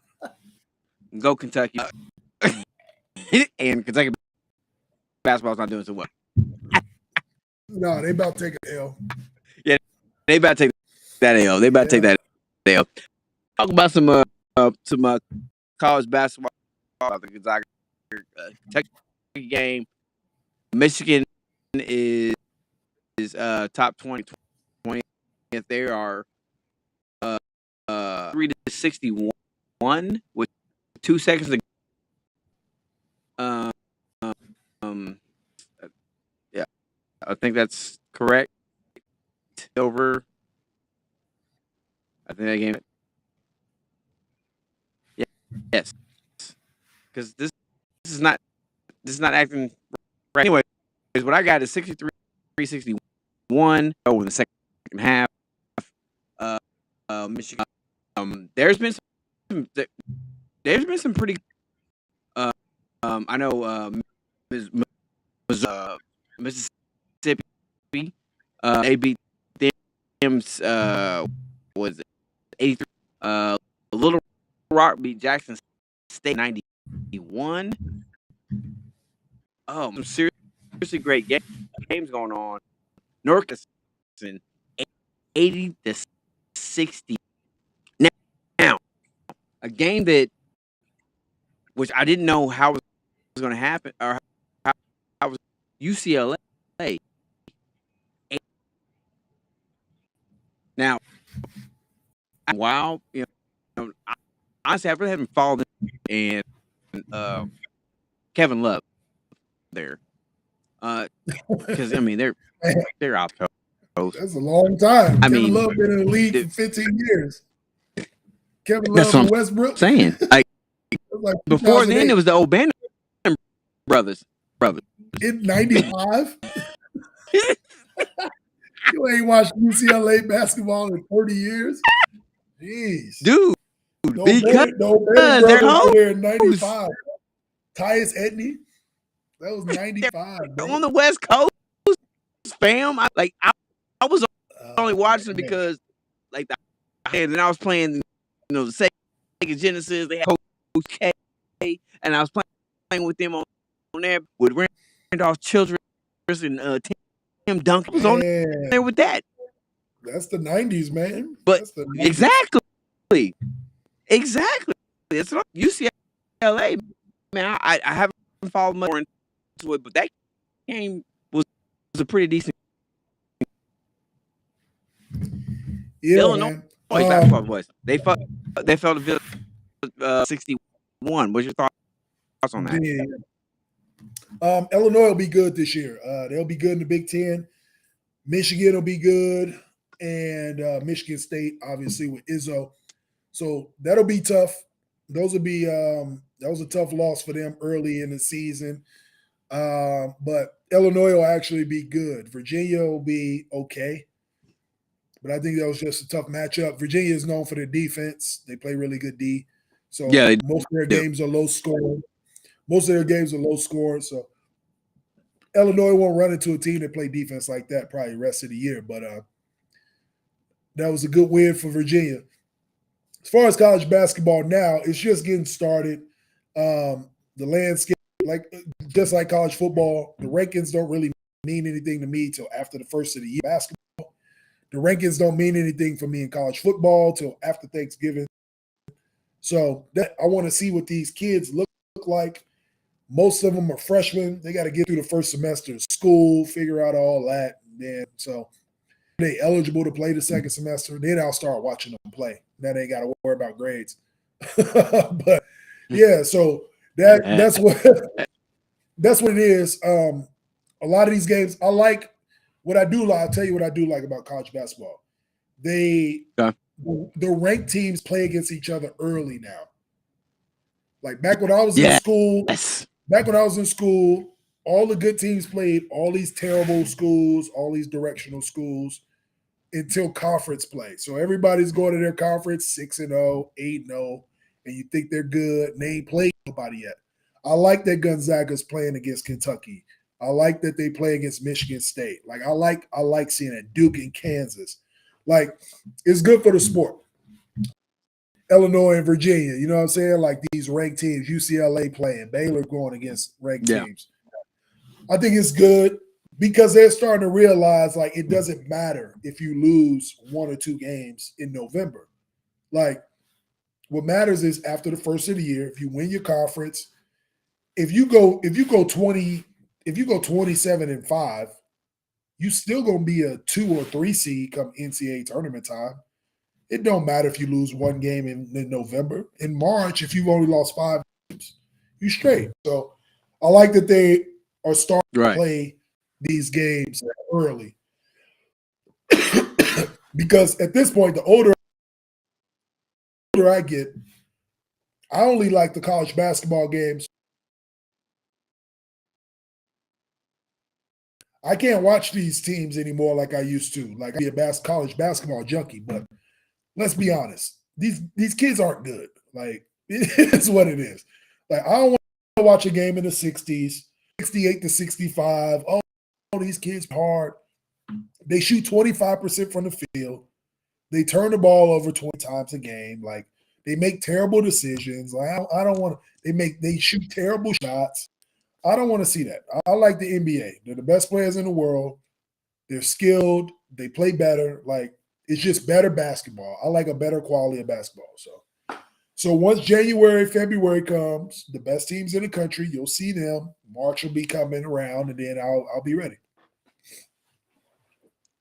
Yeah, 100%.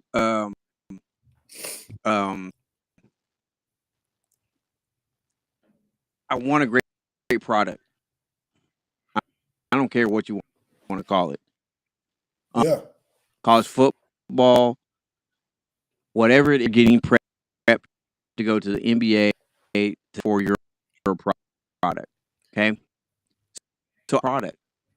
I don't want to see these teams, and I love, like you said, I love what they're doing. These bigger schools are playing each other early, and Yes. they're getting a taste of it. I don't care if they like you said. I don't care if they leave on. You know what I'm saying? And what I don't want them to be penalized. You know, it's just big school. They got the game out of the way. Now they're going there about their way. Gonzaga goes their way. Michigan goes Right. their way. Whoever it is, Duke, go their way. Do what they do. Now we're coming back to that. Now it's, hey, I'm placing Michigan here. I'm placing North Carolina here. You here. Now you have an opportunity to meet up in the final four, Elite Eight, whatever it is. You're meeting up. Right. Give us, you know what I'm saying? That's all I care. You know, as a fan, they're kind of setting that up, like college basketball. I really love that. Onto it, and they start doing that more, adding more teams when it comes to the college playoffs. But like I said, like with you 100%.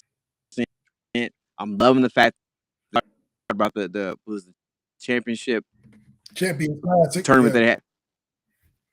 Yeah, championship class. The couple games before that, like I was ready to go, man. Yeah, good basketball, and I like that they changed, because they used to do the Champions Classic was the first game of the year, and so all of the good teams are quote unquote rusty, right? So it's got their first outing. Right. So I like that they get one or two exhibition games. They play against some lower level teams, and then they get the Champions Classic after getting a couple games under their belt. So it was fun to watch this year. But yeah, like you said, the strength of schedule is what matters in NCAA basketball anyway. So if you play these tough teams early on, it doesn't do anything but help your strength of schedule. Look at Michigan State. Like Izzo will play anybody, anywhere. This dude on an aircraft carrier. He don't care where he at. He'll play you at Rucker Park. He don't care. He'll go anywhere and play. Right. Aircraft carrier. Yeah. Aircraft carrier, Rucker Park. He'll play, listen. He'll play Argyle Gardens, Skinner Park. Shout out to the Chicago Parks. He'll play anywhere because he knows the schedule at the end of the season is like Michigan State played everybody. Now his team is tough, right, and they'll make a run to the Elite Eight because they played against everybody already. So, yeah. Agree with you, man. So I'm excited. You know, I in the college basketball season. I'll make a lot of stuff when it comes to that stuff, but see what's going to happen, what's going to unfold, because injuries. You know, when you talk about college, though, it goes into college. Yeah. You know, eligibility, whether it's there's violation. There's a lot of things that can get players get suspended or whatever. The whole thing that happened with Wiseman, James. So many things that could happen that could change. So, I mean, I like that aspect, the fact that that some of these kids' situation, but what it is, what it is. So let's NBA. Let's jump into the NBA. Okay, jump into the NBA because there's one story I really want to. Story that kind of warms my heart because it has to do with one big.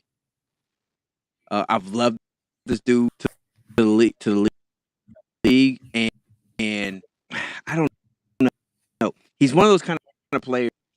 His style of play is sometimes and for not not having the work ethic to do what he. I think it can be mistaken like that. Some the situation out. I'm not, but I think it can be like one the White. And everybody's like, The White what Howard. Dwight Howard still in the Yeah. NBA? What's Dwight Howard is not in the NBA? He is actually playing overseas. Team he's playing for right now overseas.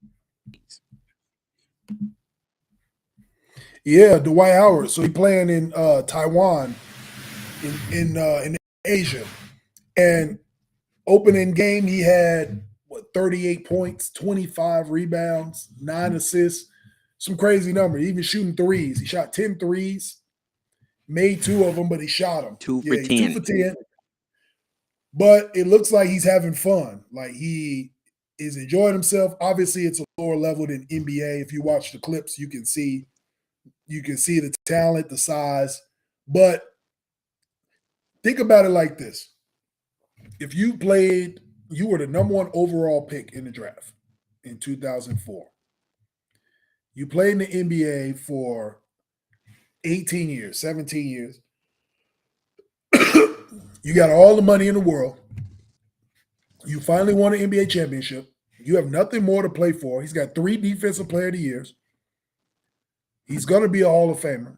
He's going to be in the Hall of Fame. He's an all-time leading scorer and rebounder for a franchise and blocks. And he decides to pack up and go to Taiwan and play basketball. You love playing the game if you do that. There's no ifs, ands, or buts about it. Like, he doesn't have to play basketball anymore. He's 36, 37 years old. He can retire today.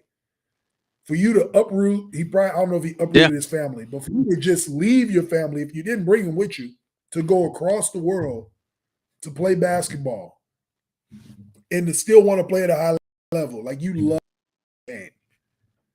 He has no reason to play anymore, but he still wants to play. Yeah, you know what I mean? I'll say this.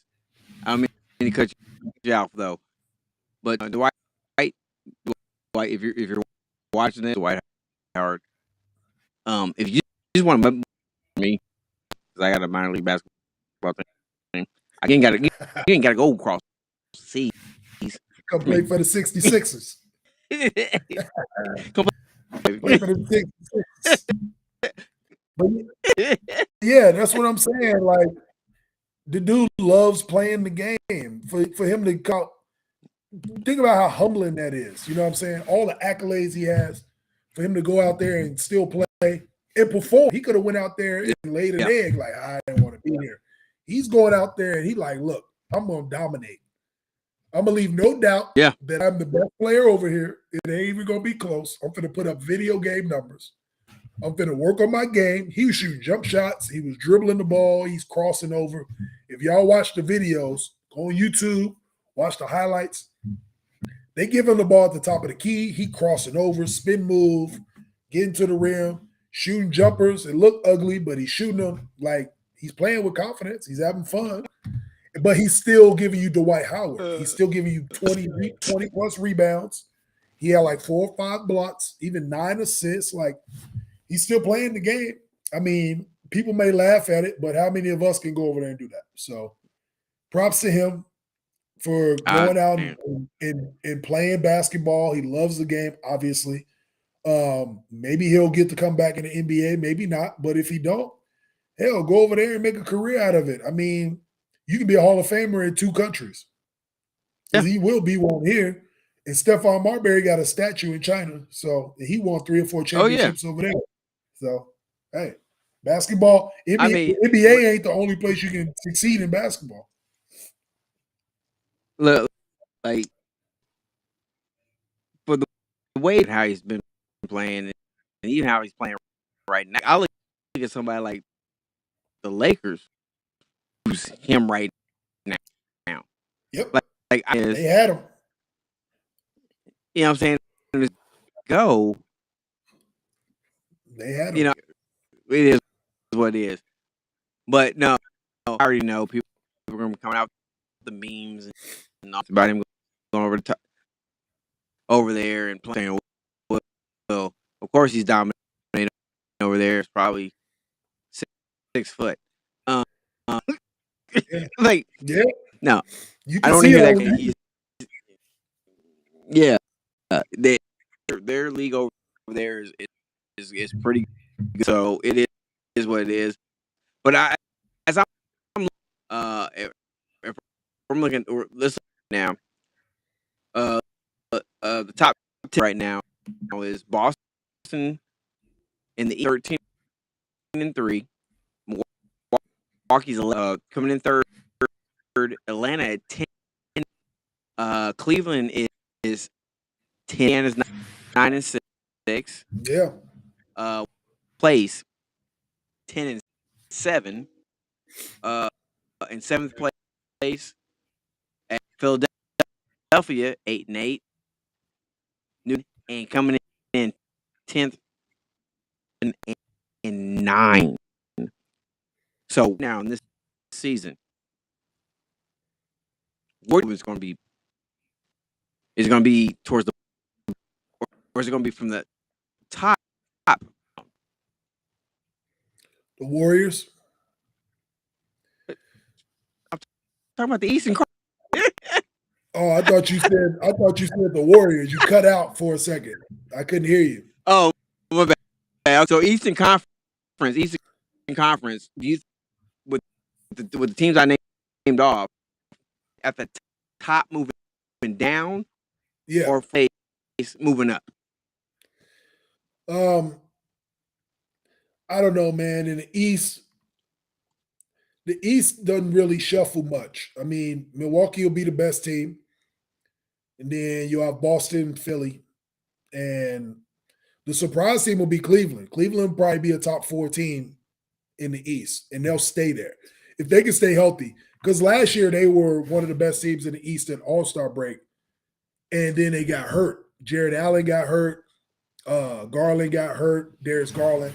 And they kind of fell off. They fell to a play-in game and ran into Brooklyn, and it was a one-game elimination. And you give me KD in a one-game elimination, KD probably going to win. So that's what happened to them. And then they got swept by Boston, obviously. But it was a one-game elimination situation. I think they learned from that this year. If they stay healthy, Cleveland could be a top 4 team. They'll be the surprise, I would think, in the East this year. So that being said, I definitely 100% agree with you. That does Donovan Mitchell difference maker for that team, because they were already good team. They got Mobley coming in, and I think he's a phenomenal. Allen Evan Mobley was already there. The way he plays, you know what I'm saying? And Garland is, I mean, that dude, I knew he was a good player, but watching him, oh my God. I think they got one of the best starting fives in basketball. Darius Garland, Donovan Mitchell, Karis LeVert, Evan Mobley, Jared Allen. They got size, they play defense, they rim protect, they move the ball, they space, they got shooters. I think they're good. I mean, I don't know what they bench is like. I don't know how deep they are, honestly. Right. But that first 5 is legit. That's why I said they need to be healthy. Those guards are going to play a ton of minutes. So if they make the playoffs and they're a top 4 seed, I don't think they'll get past the second round just because they'll run out of gas. Because Donovan Mitchell is going to have to play 40 minutes a night in the playoffs for them to win games. And I don't know if he got that in him yet. He hadn't made a deep playoff run yet in his career. And the other guys are too young. So, but they'll be a good regular season team. So I think they'll win a lot of games. I wouldn't be surprised if they won 50 games. But I don't see them getting past the second round. Yeah, I wouldn't be surprised if they were 50-32. Wouldn't be surprised at all. And be a 4 seed in the East. They won't be better than Boston, Boston, Milwaukee, or if Philly can stay healthy, because James Harden out for a while, and Miami, you can never count out the Heat. They always find a way to sneak in and be like, "What about us?" So you can't count them out. But I wouldn't be surprised if they're the fourth team, that fourth seed in the regular season, and then they may run into Miami in the first round. Miami might be the 5 seed that knocks them out in 6-7 games. So Okay. I wouldn't be surprised to see that. Now, to your question, okay? Because you said something about right now, 7-10, and they're coming in at 11th. Okay. Brooklyn 7-9. I think Brooklyn was going to make the playoffs this year.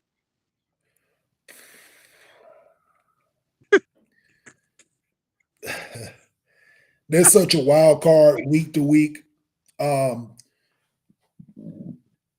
going to say play-in game because there is just zero stability. I like what I saw from Blake. Not Blake. Man, I just drew a blank. I was going to say Blake Griffin. I don't know why. I meant to say Ben Simmons is what I meant to say. I like what I saw from Ben Simmons the other night. He looked like Ben Simmons off the bench. I think he had like 15, Double, 10, and 5, something like that. He looked like Ben Simmons. He looks like he's getting more and more comfortable coming off the bench. They're taking the pressure off of him. I think a player like that needs some stability. Having Jacques Vaughn there and everybody knowing, all right, Jacques Vaughn's the coach this year. We don't have to worry about anything else. Yes. Jacques Vaughn's the coach. Right. They were up pretty big on Memphis earlier today. Kyrie's playing tonight. This is his first game back. They were up pretty big on Memphis. No John Morant, but still, and no Desmond Bane. Both of them are out. But that's fine. When you're a team like Brooklyn, you need to pile up as many wins as you can.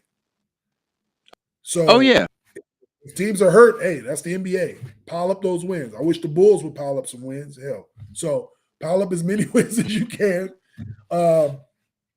So this is good. But if they can pile up as many wins as they can, while Ben Simmons is getting more and more comfortable, KD's gonna be KD. It's just an inconsistency of Kyrie week to week. What's gonna happen next? Is he all in? Does his teammates want him there? Is the locker room gonna be good? Joe Harris can get back healthy. Seth Curry can get back healthy. They can slide into the playoffs. They can maybe get a 6, the 7 seed, maybe get in the play-in game, but I just week to week, I just don't know what Brooklyn Nets team I'm gonna get. Because one day they played great, like they beat Memphis, blow them out, and then they'll play the Rockets tomorrow and lose by 10 points. And it's like, what are y'all doing? So I don't know what I'm getting. I don't know what I'm getting from them week to week. So we'll see. They're good enough. They're good. I'll say this. They're good enough that they should make the playoffs, Brooklyn Nets. But it all depends on the leadership in that organization. Where's the leadership coming from? Okay. Where's the leadership coming from? What type of identity do we have as a basketball team? Are we gonna hang our hat on the defensive end? Do we have leaders in our locker room? Like, where are we at? And I think if they figure that out, then yes, they can be a playoff team. Okay, I agree with you. Because I think there's just a lot of organization that just whether it's from the coaching players, because even though most of the time it's interesting. Okay, let's jump to the Western Conference. Now, the Western Conference has been just as messed up as that. Sports is, I don't know what this year upset. I mean, sports. Love it. Golden I love it. They 11th place right now at 7. Serious. Same thing. I digress. Utah is coming in at the number one, 12-6 right now. Memphis is in second spot at 10-6 and third. Portland in fourth. Dallas in fifth. Sixth place is Sacramento. Seventh place is Denver. The Clippers are coming in at eighth. For sure, he's loving that. They're coming in at ninth place is New Orleans at 9 and 7th place is Minnesota. Minnesota, I don't know what's going on with them. Really off. They don't fit. Have you noticed that? Yes, it's a bad fit. Rudy Gobert and Karl Anthony Towns, they don't know how to play together. Karl Anthony Towns doesn't know if he wants to be inside or out. Rudy Gobert is a pick and roll big that can only roll. He can't pop. So there's no spacing. Anthony Edwards wants the ball in his hands, but they have D'Angelo Russell, who also wants the ball in his hands. Mm-hmm. So they can't figure that out. Last year, they were good because everybody knew their role. Karl Anthony Towns was the guy. And Anthony Edwards, you had an inside-outside presence. And you had D'Angelo Russell was the third guy, but he just kind of set the table for everybody. Now with Rudy Gobert, it's like they're making a concerted effort to get him involved on the offensive end, but he's not an offensive guy. So they threw away all their players, and everybody thought Utah was supposed to be rebuilding and tanking, and Utah looks really good. So it's what I expected. I don't expect much from Minnesota. I mean, Rudy Gobert didn't do anything in Utah to make you think that he was going to go to another team and change their fortune. So they're getting what they paid for, I guess. Yeah. Who would give me the Minnesota? This is the starting lineup. If you give me now, I would never lose a game. I'm going to tell you why. Okay? Because number one, I would tell your points are going to come from your hustle. You want points? Boards, get offensive rebound. If that's what you want points, you're not somebody that can just draw out your point line and you're gonna knock some threes down on me. If you want points, you get on the offensive rebound. Cat, big cat, you're my boy. Check it out, homie. And guess what? All right. Sometimes I'm in the post. Sometimes I need you to be okay. Sometimes I need you to set. Maybe it's a double pick. Maybe then you're popping out and Rudy's coming up and setting the pick and roller. Rudy's a pick and roller. All right. You know what? Let me talk to you, dog. Let me talk to you. Hold up. I don't know what you doing. It's out right now. All right. When you're handing out the 3-point line, you know what I'm saying, and not doing nothing and getting involved in the call or what was going on, I don't know if that fixed out right now. Okay.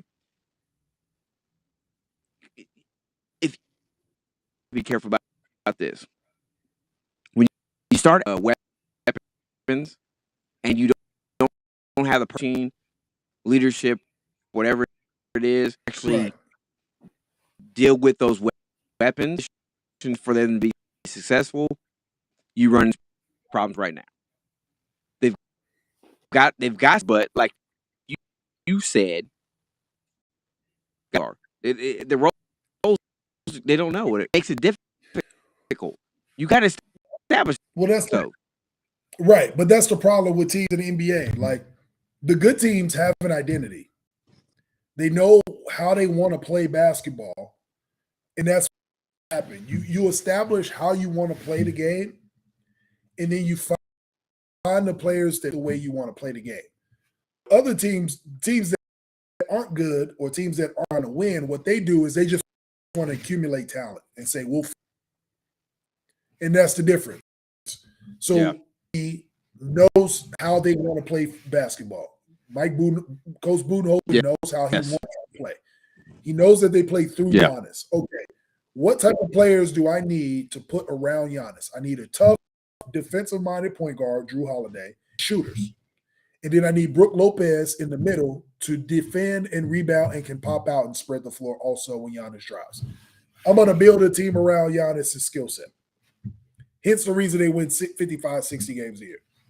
Golden State, I have Steph Curry. I want to build a team around Steph Curry. Kevon Looney is going to be the hustle guy, dirty work, rebound. He's going to be the tough guy. Draymond's the enforcer because Steph's going to run around, get pick set all game. I need guys that do that. And then I need other guards that can space the floor and play like Steph. We need to run fast pace. We're going to get more possessions than everybody else. We can turn the ball over 15 times a game because we're going to get 100 possessions, so it's fine. If we get Steph Curry 85 possessions, we'll win the game. How they play. They have no idea or no identity of how they want to play basketball. And when you just get talent, you got a bunch of guys that do the same thing, and then you got Ben in the middle that clog the paint. Anthony Edwards said it a couple weeks ago. Somebody on social media was like, Anthony Edwards, you ain't had a dunk all season. He hadn't, up to that point 2 weeks ago, he hadn't had a dunk in a game. He was like 10 games in with no dunks. Anthony Edwards was on the top 10 every week for dunking on somebody last year. Yeah. His response was, it's hard for me to dunk or get dunks because every time I go down there, there's 2 or 3 people down there. I can't jump over everybody. What he's trying to tell you is Rudy Gobert big ass down there, clogging the middle. So everybody else is waiting on me down there. That's what he's trying to tell you. You read between the lines. So they have a bunch of talent they just accumulated, and it ain't working. Now you look at Donovan Mitchell's situation. He was in Utah. His situation is different.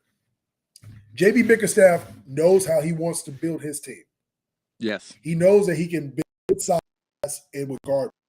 Oh, right. I don't need Darius Garland. I mean, I don't need Colin Sexton anymore. I'm going to upgrade Colin Sexton and turn Mitchell.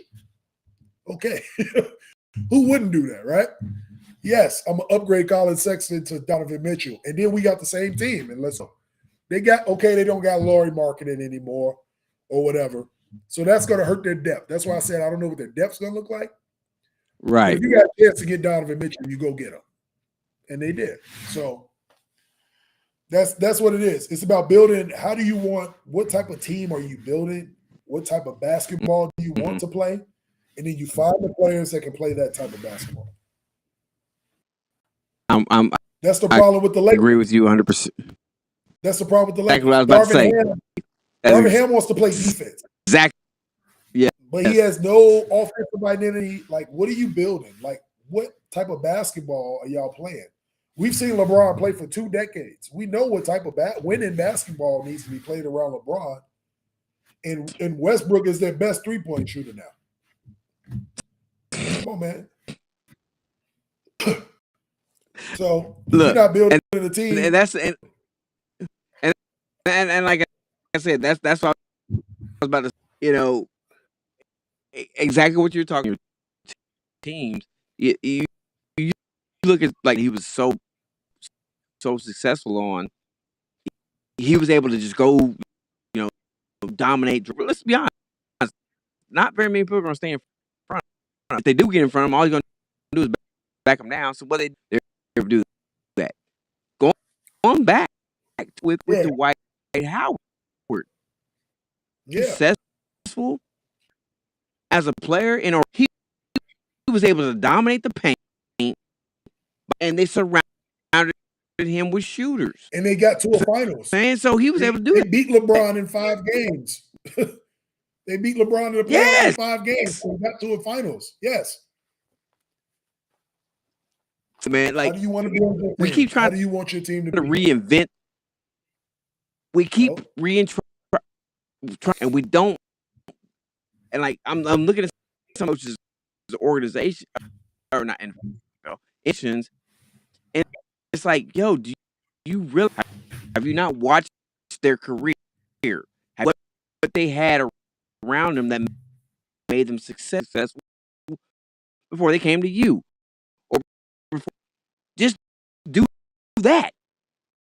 You can get variance off of. You have to do exactly what they did, but you can go from that. You know, make it your own. But trying to reinvent the wheel when you don't need to. I don't know.